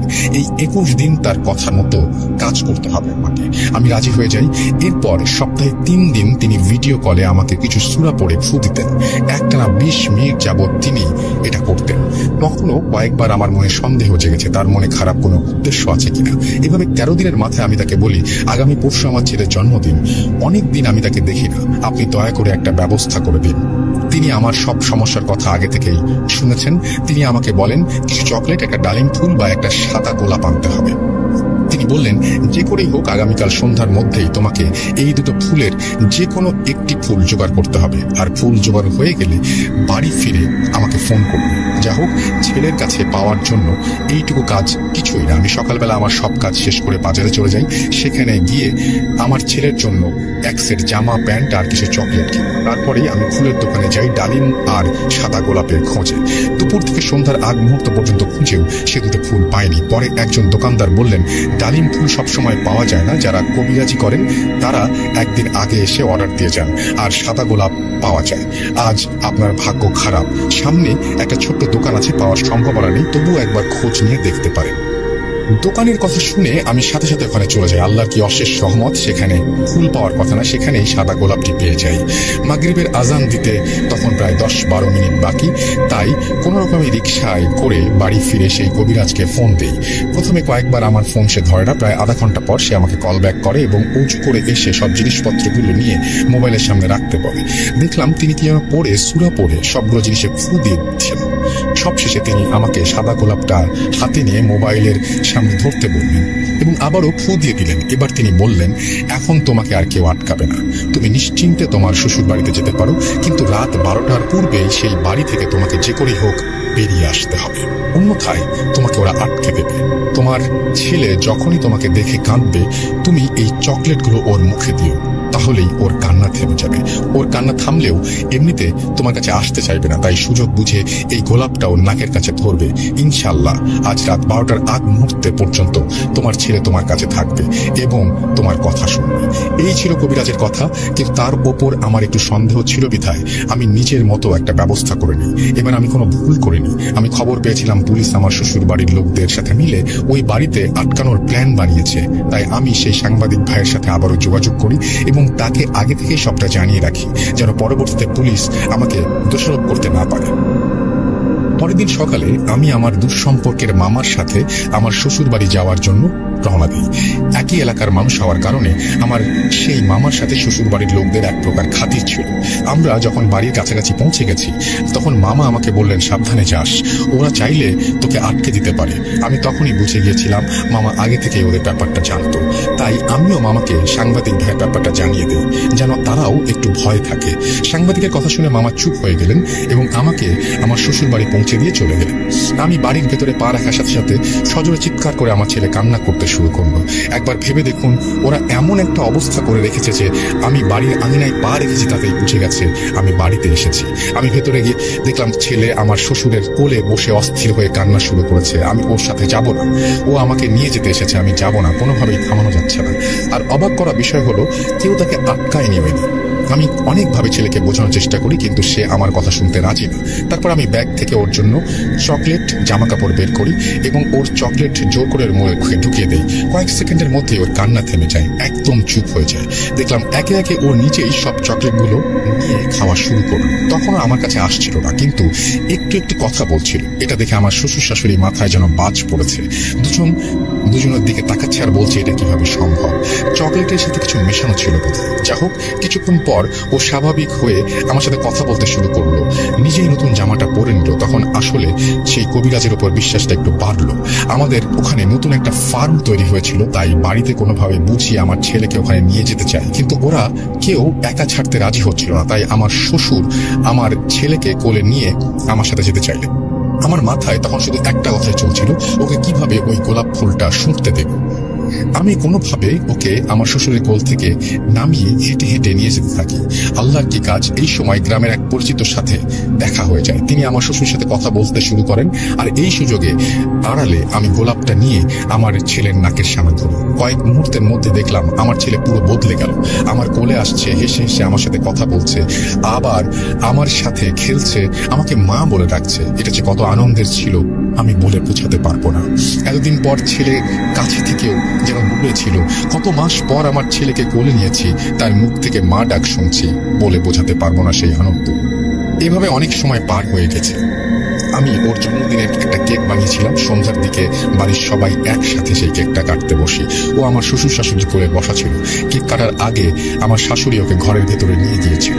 ফিরে আসার পর আবারও ওর ভেতর একটা পরিবর্তন দেখতে পাচ্ছিলাম।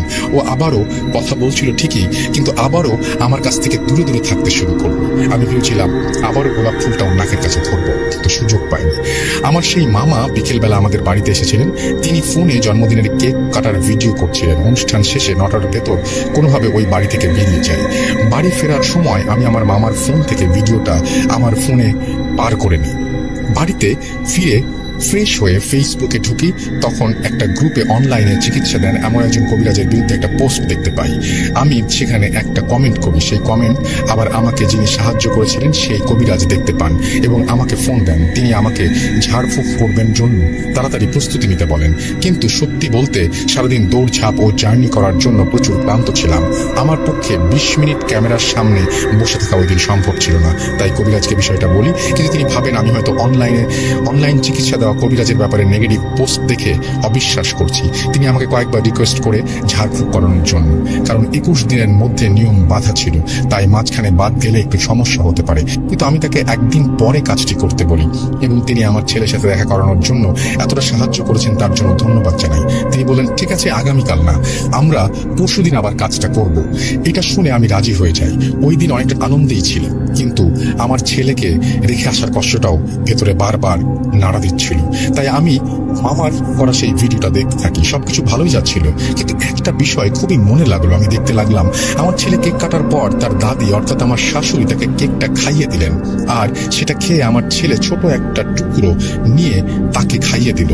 উনি কেকটা মুখে নিলেন ঠিকই, কিন্তু পরে আমার ছেলের পিঠের পেছনে মুখটা লুকিয়ে কেকটা ফেলে দিলেন। কতটা জঘন্য হতে পারে একজন মানুষ। তিনি হয়তো ভেবেছিলেন আমি কেকে কিছুটা মিশিয়ে এনেছি, যা খেলে জাদু আর কাজ করবে না। যা হোক, রাতটা কোনো মতে কাটিয়ে দিলাম। একদিন পর কাজ শেষে বাড়ি ফিরে কবিরাজকে ফোন করি, কিন্তু তিনি আমার ফোন ধরছিলেন না। অনেকবার চেষ্টা করেছি, 2-3 দিন চেষ্টা করার পরও ওনাকে আর ফোনে পেলাম না। তখন বুঝে গেলাম তিনি ভেবেছেন আমি তাকে অবিশ্বাস করেছি, তাই তিনি আর আমার কাজ করে দেবেন না।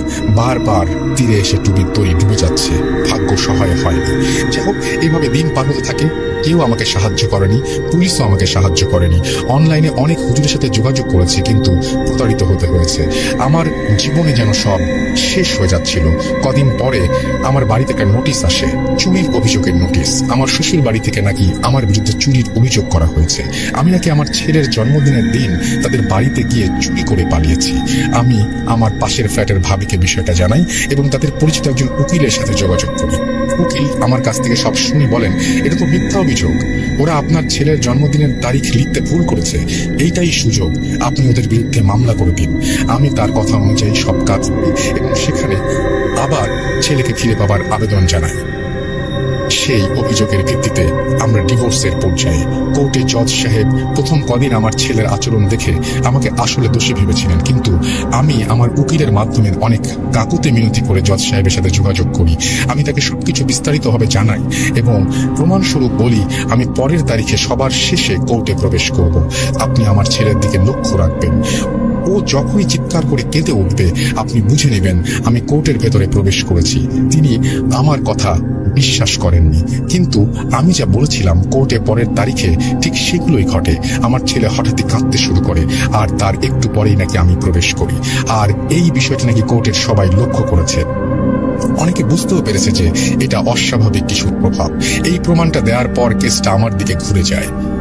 আমি প্রায় জিতে যাচ্ছিলাম, কিন্তু এর মধ্যেই ঘটে বিপত্তি। আমি হঠাৎই অসুস্থ হয়ে যাই। আমার মা আমাকে হাসপাতালে নিয়ে গেলেও আজ পর্যন্ত কোনো রোগ ধরা পড়েনি। ডাক্তার বলছিলেন আমার শরীর নাকি সম্পূর্ণ সুস্থ, কিন্তু আমি বিছানা থেকে উঠে বসতে পারছিলাম না। এরকম অবস্থায় হঠাৎ আমার বাবার কথা মনে পড়ে। বাবারও তো ঠিক এমনই হয়েছিল। আমার আর বুঝতে বাকি রইল না এটা আমার শাশুড়ির কাজ। কোর্টে কেস হেরে যাবার ভয়ে তিনি কিছু একটা করছেন। মাও বিষয়টা বুঝতে পেরেছিলেন, তাই দেরি না করে পাশের মসজিদের ইমাম সাহেবকে নিয়ে আসেন। তিনি আমাকে দেখেই বলে দেন আপনার মেয়ের ওপর তো আসর করা হয়েছে, জিন চালান দেওয়া হয়েছে বাড়িতে, চিনির কৌটা এখনই ফেলে দিন, এখানে কুফরি করা চিনি মেশানো হয়েছে, আর রাতেই 3 রাস্তার মোড়ে আপনার মেয়েকে গোসল দেওয়াতে হবে। এরপর ইমাম সাহেবের কথা মতো সব কাজ করা হয় এবং আমি আস্তে আস্তে সুস্থ হতে থাকি। 3 রাস্তার মোড়ে গোসলের পর আবারও মনে হলো আমার ওপর থেকে কি যেন একটা বিশাল পাথর সরে গেল। এরপর আমি অনেকটাই সুস্থ হয়ে যাই। তবুও এত ধকলের পর শারীরিকভাবে অসুস্থ হয়ে পড়েছি। গত মাসে আমার ডিভোর্সের তারিখ ছিল, কিন্তু লকডাউনের কারণে সম্ভব হয়নি। আমি জানি না আমার ছেলেকে কখনো ফিরে পাবো কিনা। আপনাদের সাথে ঘটনা শেয়ার করলাম। যদি পারেন আমার ছেলেকে ফিরিয়ে দেবার জন্য একবার চেষ্টা করবেন। সারা জীবন আপনাদের কাছে কৃতজ্ঞ থাকবো। আর আল্লাহর কাছে দোয়া করি আমার মতো কোনো মেয়ে, মা, বোন যেন এরকম নির্মমতার শিকার না হয়। রাসেল ভাইকে আমার সালাম জানাবেন। আমি ওনার অনেক বড় ভক্ত। আমি আর আমার স্বামী এক সময় একসাথে ভূত এফএম শুনতাম। কখনো ভাবিনি আমার জীবনে এমন কিছু ঘটবে যা আপনাদের সাথে শেয়ার করব। যা হোক, সবাই ভালো থাকবেন, আমার জন্য দোয়া করবেন। আসসালামু আলাইকুম। চলুন চলে যাই গ্রামের ঘটনায়। আসসালামু আলাইকুম রাসেল ভাই, আমি মোহাম্মদ সিয়াম হোসেন নিশা, বগুড়ার বৃন্দাবন পাড়া থেকে বলছি। আমার ফার্স্ট স্টোরি শেয়ার করার জন্য আপনাকে মেনি থ্যাঙ্কস। আজকে আমি যে স্টোরি শেয়ার করব সেটা আমার মূলত আম্মুর কাছে থেকে শোনা আমাদের গ্রামের একটি কাহিনী। এখনো বলতে গেলে আমাদের গ্রামের প্রায় যারা বৃদ্ধ বা বয়স্ক লোক আছে তারা সবাই মোটামুটি জানে ঘটনাটি। তো আমাদের যে গ্রাম সেটা বগুড়ার সোনাতলা থানার হাটকরমজা হাটের আশেপাশে একটি গ্রাম। কারণ বশত আমি গ্রামের নাম উল্লেখ করছি না। তো এই গ্রামের যে ব্যক্তিটাকে নিয়ে কাহিনী, তার নাম আমি রহিম বললাম। তার নাম আসলে উল্লেখ করাও মানা আসে, কারণ তিনি এখনো জীবিত। আর আমার মায়ের কাছে থেকে শোনার পর আমি নিজে যেয়ে এটার সত্যতা যাচাই করছি যে আসলে এটা কতটা সত্যি। তো সত্যি বলতে রাসেল ভাই, আমি নিজে বিশ্বাস করতে বাধ্য হয়েছি। এর কারণ কি, আমি গল্পের শেষে আপনারা সবাই এমনি বুঝতে পারবেন যে আসলে এটা কতটা কেন সত্যি বলতেছি এত আমি। তো আমরা মোটামুটি সবাই জানি যে 1988 সালে আমাদের উত্তরবঙ্গের দিকে বা পুরো বাংলাদেশে একটা বড় রকমের বন্যা হয়ে যায়, যেটা এখনো যদি কোনো মানুষদের যারা ওই সময় ছিল তাদের যদি বলা হয়, তখন তাদের যদি 88 বন্যার কথা বলা হয় তখন তারা বুঝতে পারে যে আসলে কোন সময়ের কথা বলতেছি। তো আমি ওই টাইমেরই একটা ঘটনা আজকে আপনাদের সঙ্গে শেয়ার করব। তো আমাদের ওই সময় গ্রামটাতে মোটামুটি বলতে গেলে প্রায় সমস্ত বাড়ি বেশিরভাগ বাড়ি ঘরে পানি নিচে তলিয়ে গেছিল। একমাত্র মনে করেন কিছু কিছু উঠান বাদে, উঁচু উঠান বাদে সব জায়গায় একদম পানির নিচে তলায় গেছে, ঘর বাড়ি সবকিছু। তো আমরা তো জানি যে একটা গ্রামের বাড়ি কমন ব্যাপার যে সামনে একটা বড় উঠান থাকে। তো সেম এরকম কাহিনী।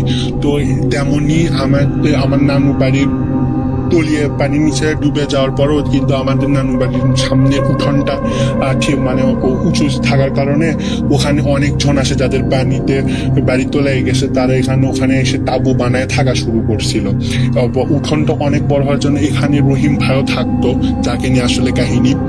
তো রহিম ভাই দিন মজুর ছিলেন, অর্থাৎ দিন এসে দিন এনে দিন খেতেন। তো তার ওই সময় অনেক খাদ্যাভাবের সমস্যা, এরকম একটা সমস্যার মধ্যে পড়ে যাওয়ার কারণে দেখা যেত যে ওই সময় বন্যার জন্য মাছও অনেক পাওয়া যেত। তো মাছ ধরার একটা হিড়িক পড়ে গেছিল। তো রহিম ভাই তার একটা বন্ধু, তার বন্ধুর নাম আমি যদু ধরলাম, যদুকে নিয়ে দুইজন প্রায় রাতেই মাছ ধরতে যেত। এখানে বলা বাহুল্য মানুষদের গ্রামের বিভিন্ন বলতে পারেন অনেক জায়গা খল আছে, যেটাকে বলা যেতে পারে যে প্যারানর্মাল অ্যাক্টিভিটিস ওখানে বেশি। মানুষজন যদি যায় তখন রাত বা দুপুরে ভর দুপুরে বলা যেতে পারে, তাহলে কোনো না কোনো কিছুর সম্মুখীন হয়, কোনো একটা প্যারানর্মাল ঘটনা তাদের সঙ্গে হয়ে থাকে। অন্য কোনো গল্প হয়তো ওগুলো শেয়ার করবো। তো তারপর তো রহিম ভাই এইগুলো ভয়ের জন্যই রাতের বেলা করে মাছ ধরতে যাওয়ার আগে তার বন্ধুকে নিয়ে যেত। আর ওই সময় যেহেতু বন্যা, তার ওই জন্য সবারই মোটামুটি সবার কাছে কলার ভেলা থাকতো যাতায়াতের জন্য, পানীয় উপর দিয়ে মাছ ধরার জন্য কলার ভেলা থাকতো। তো সত্যি কথা বলতে গিয়ে এখানে রাসেল ভাই একটু বাদ পড়ছে যে আমরা জানি যে এইগুলোর সময় যখন বন্যা ছিল তো লাশ যারা মারা যেত তাদেরকে কবর দেওয়ার মতো মাটি পাওয়া যেত না দেখে অনেকে জানাজা করে কলার ভেলায় লাশটি রেখে একটা চিঠি লিখে দিত যে এরকম যে কোনো একটা মাটির জায়গা পেলে তাকে যেন জানাজা করায়, আবার জানাজা করায় যেন দাফন কার্য করা হয় বা কবর দেওয়া হয়। এলো বলে একটা চিঠির সঙ্গে লাশগুলো পাঠায় দেওয়া হতো, কলার ভেলা দিয়ে ভেসে দেওয়া হতো। তো এরকম, এটা বলার কারণ একটু পরে বুঝতে পারবেন।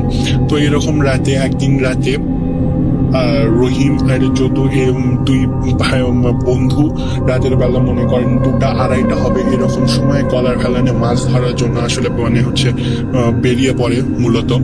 তো ওটা জ্যোৎস্না রাত ছিল, মানে জ্যোৎস্না রাত এতটা ভালো ছিল পূর্ণিমার আলোটার জন্য আশেপাশে মানে মোটামুটি অনেক ক্লিয়ার বোঝা যাচ্ছিল।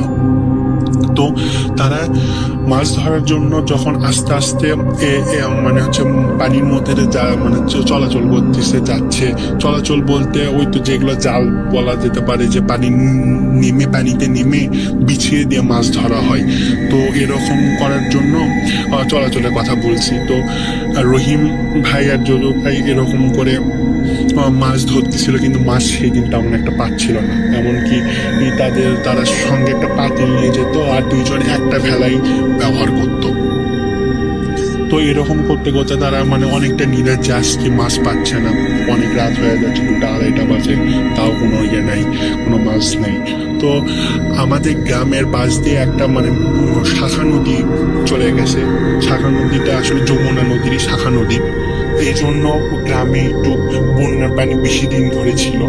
তো এগুলো হচ্ছে খল জায়গায়, আমাদের বাসে মানে যে খল জায়গার কথা বললাম, তো আমাদের এখানে এই নদীর থেকে একটু 5 থেকে 10 হাত 20 হাত দূরে, বা আমার বলতে পারেন আমার নিজের নানু বাড়ির থেকে 5 মিনিট দূরে একটা বড় রকমের প্রকাণ্ড শিমুল গাছ ছিল, আর শিমুল গাছের সঙ্গে একটা বাঁশ বাগান ছিল, যেটা এখনো আছে। কিন্তু শিমুল গাছটা আসলে রাসেল ভাই ভাঙে গেছে, কিন্তু কেউ আসলে আশেপাশ দিয়ে এখনো যায় না, কারণ তারা এখনো প্যারানর্মাল অ্যাক্টিভিটিসের সম্মুখীন হয়, এখনো তারা বিভিন্ন জিনিস দেখতে পারে শিমুল গাছের যদি আশেপাশে দিয়ে যায়। তো হলো কি রাসেল ভাই তারপর আমার যদু ভাই আর রহিম ভাই এরকম করতে করতে মাছ ধরার জন্য যেতে যেতে কখন যে নদীর কাছে চলে আসছে খেয়াল করেনি তারা।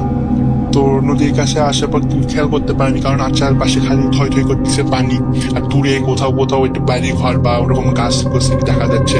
তো তারা যখন নদীর একটু কাছে আসে তখন দেখেছে ওরকম, যেহেতু আমি বললাম যে শিমুল গাছটা অনেক প্রকাণ্ড বড় আর অনেক আগেকার, যার কারণে শিমুল গাছটা অবশ্যই পুরোটা তলায় যায়নি পানির নিচে, তো শিমুল গাছটা দেখা যাচ্ছিল। তো রহিম ভাই মাছ যখন জালটা টানতেছিল, হঠাৎ করে যদু ভাইয়ের চোখ শিমুল গাছের ওই দিকে, ওই বাঁশ বাগানের ওই দিকে যাওয়া শুরু করে।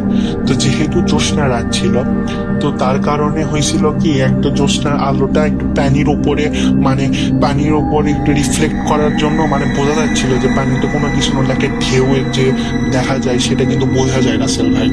তো ওরকম আসলে ঢেউ দেখে অনেক বড় রকমের ঢেউ দেখে ভাবছিল যে যদু ভাই ভাবলো যে হয়তো ওখানে বড় রকমের কোনো ধরনের মাছ পাওয়া যেতে পারে।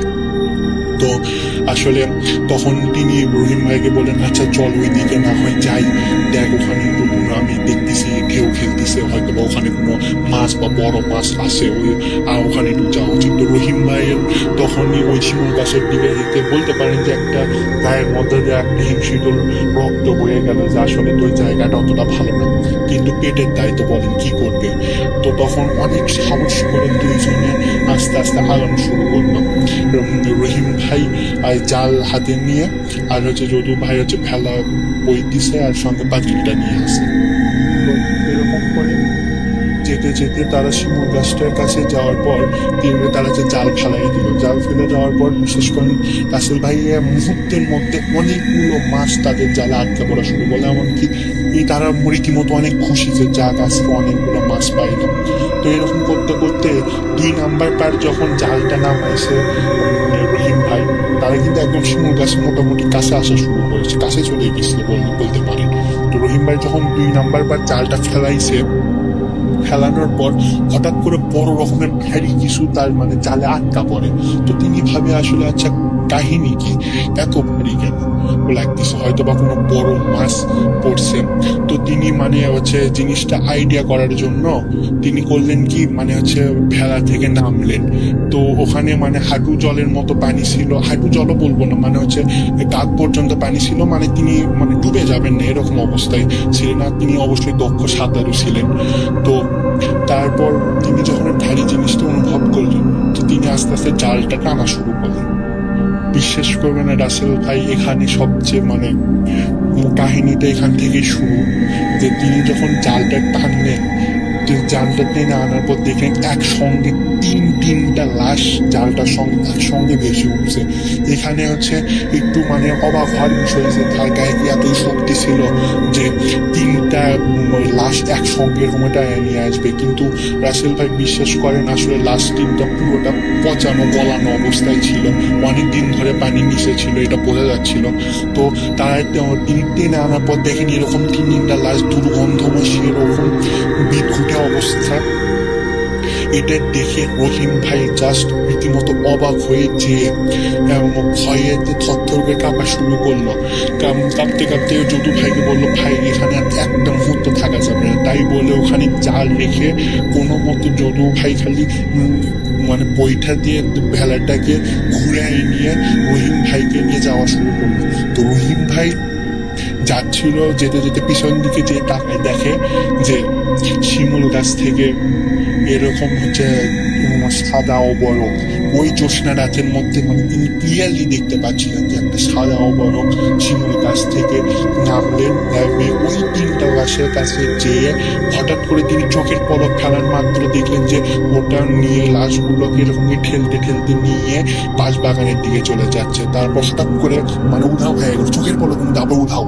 তিনি মানে এতটা ভয় পেয়ে গেলেন যে মানে তিনি কোনো মতো যদু ভাইকে বললেন যে তুই তাড়াতাড়ি বইটা ঠেলা শুরু কর। এরকম করতে করতে অনেক কষ্টে তারা কোনো মতো তা উঠানের কাছে এসে মানে ভেলাটা নামে রহিম ভাই আমার নামে যদু ভাই একসঙ্গে নামার পর রহিম ভাইয়ের হঠাৎ করে খেয়াল হলো যে আচ্ছা পাতিল তো নিয়ে গেছিলাম আমরা, পাতিলটা কই।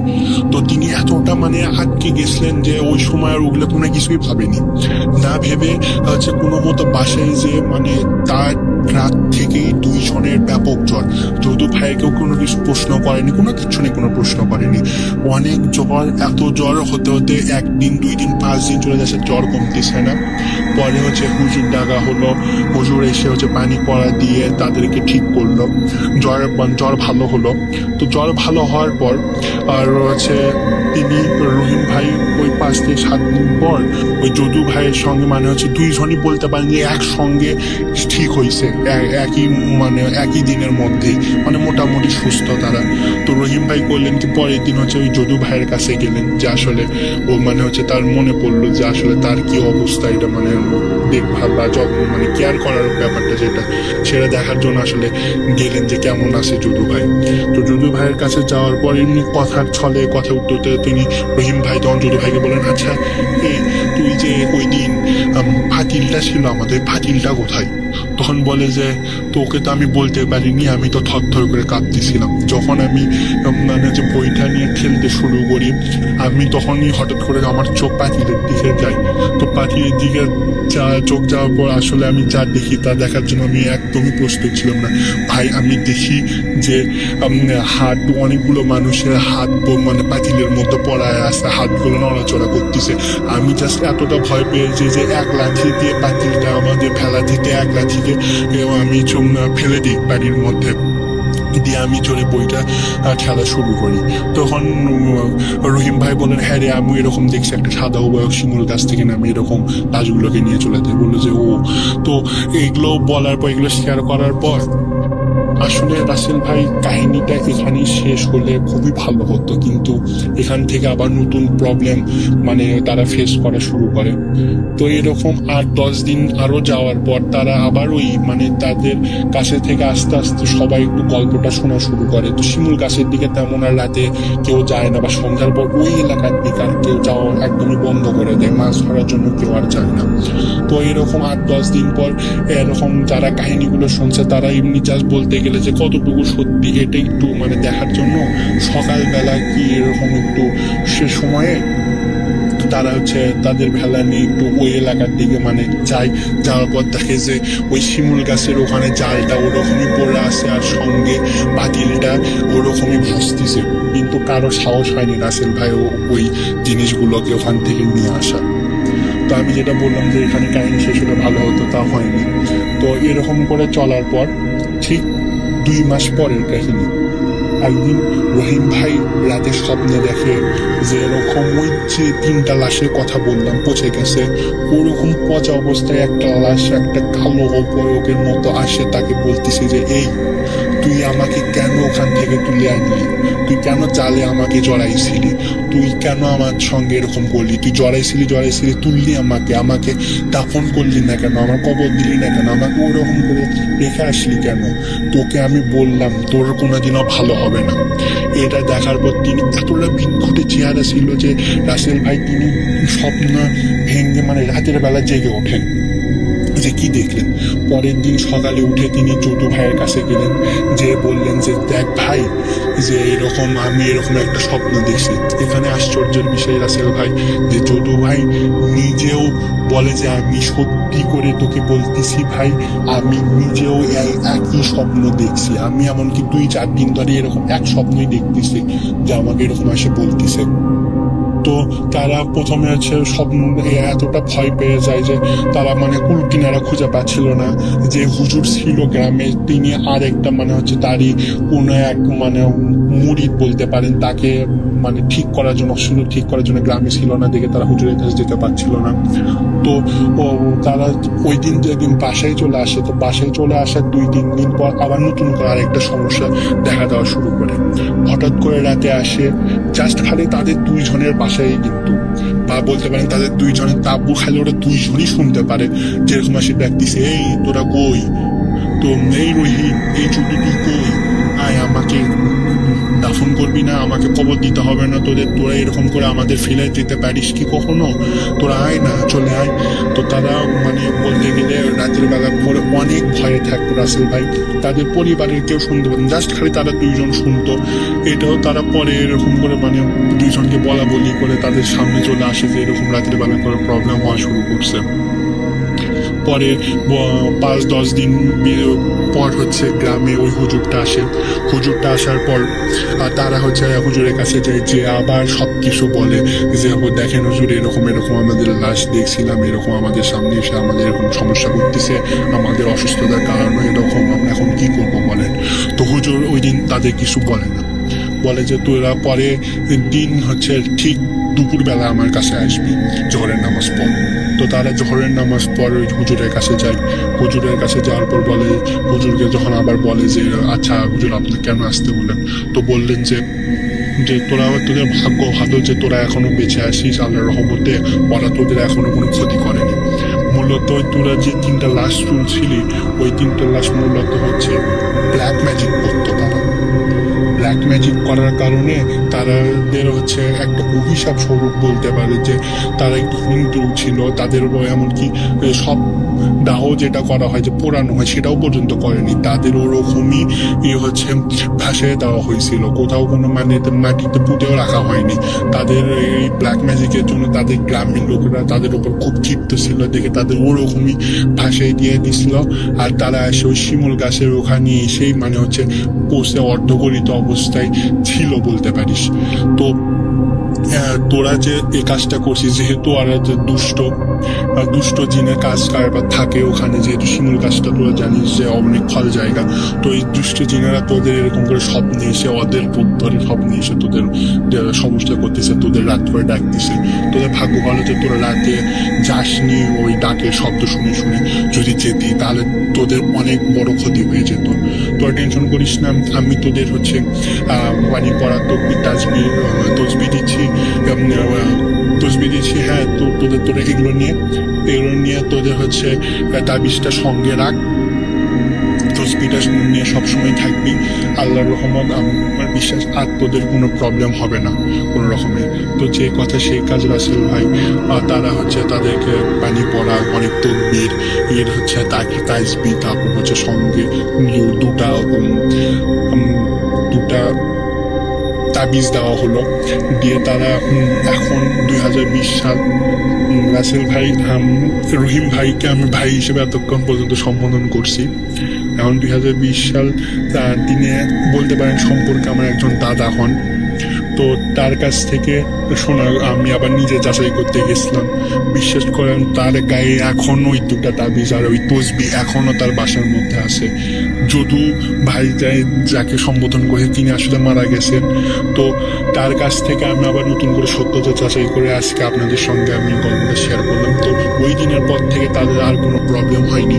কিন্তু গ্রামে এখনো অনেক সময় রাতের বেলা এরকম ধরেন হচ্ছে যারা এরকম মাছ ধরতে যায়, যেটা একটা কমন আমরা জানি, যারা প্যারানর্মাল গল্প বলে থাকে বা প্যারানর্মাল যে স্টোরি আছে, এটা একটা কমন জিনিস যে এরকম যে রাত করে যারা মাছ ধরতে যায় হঠাৎ আসে এরকম ডাক দিয়ে নিয়ে যায়।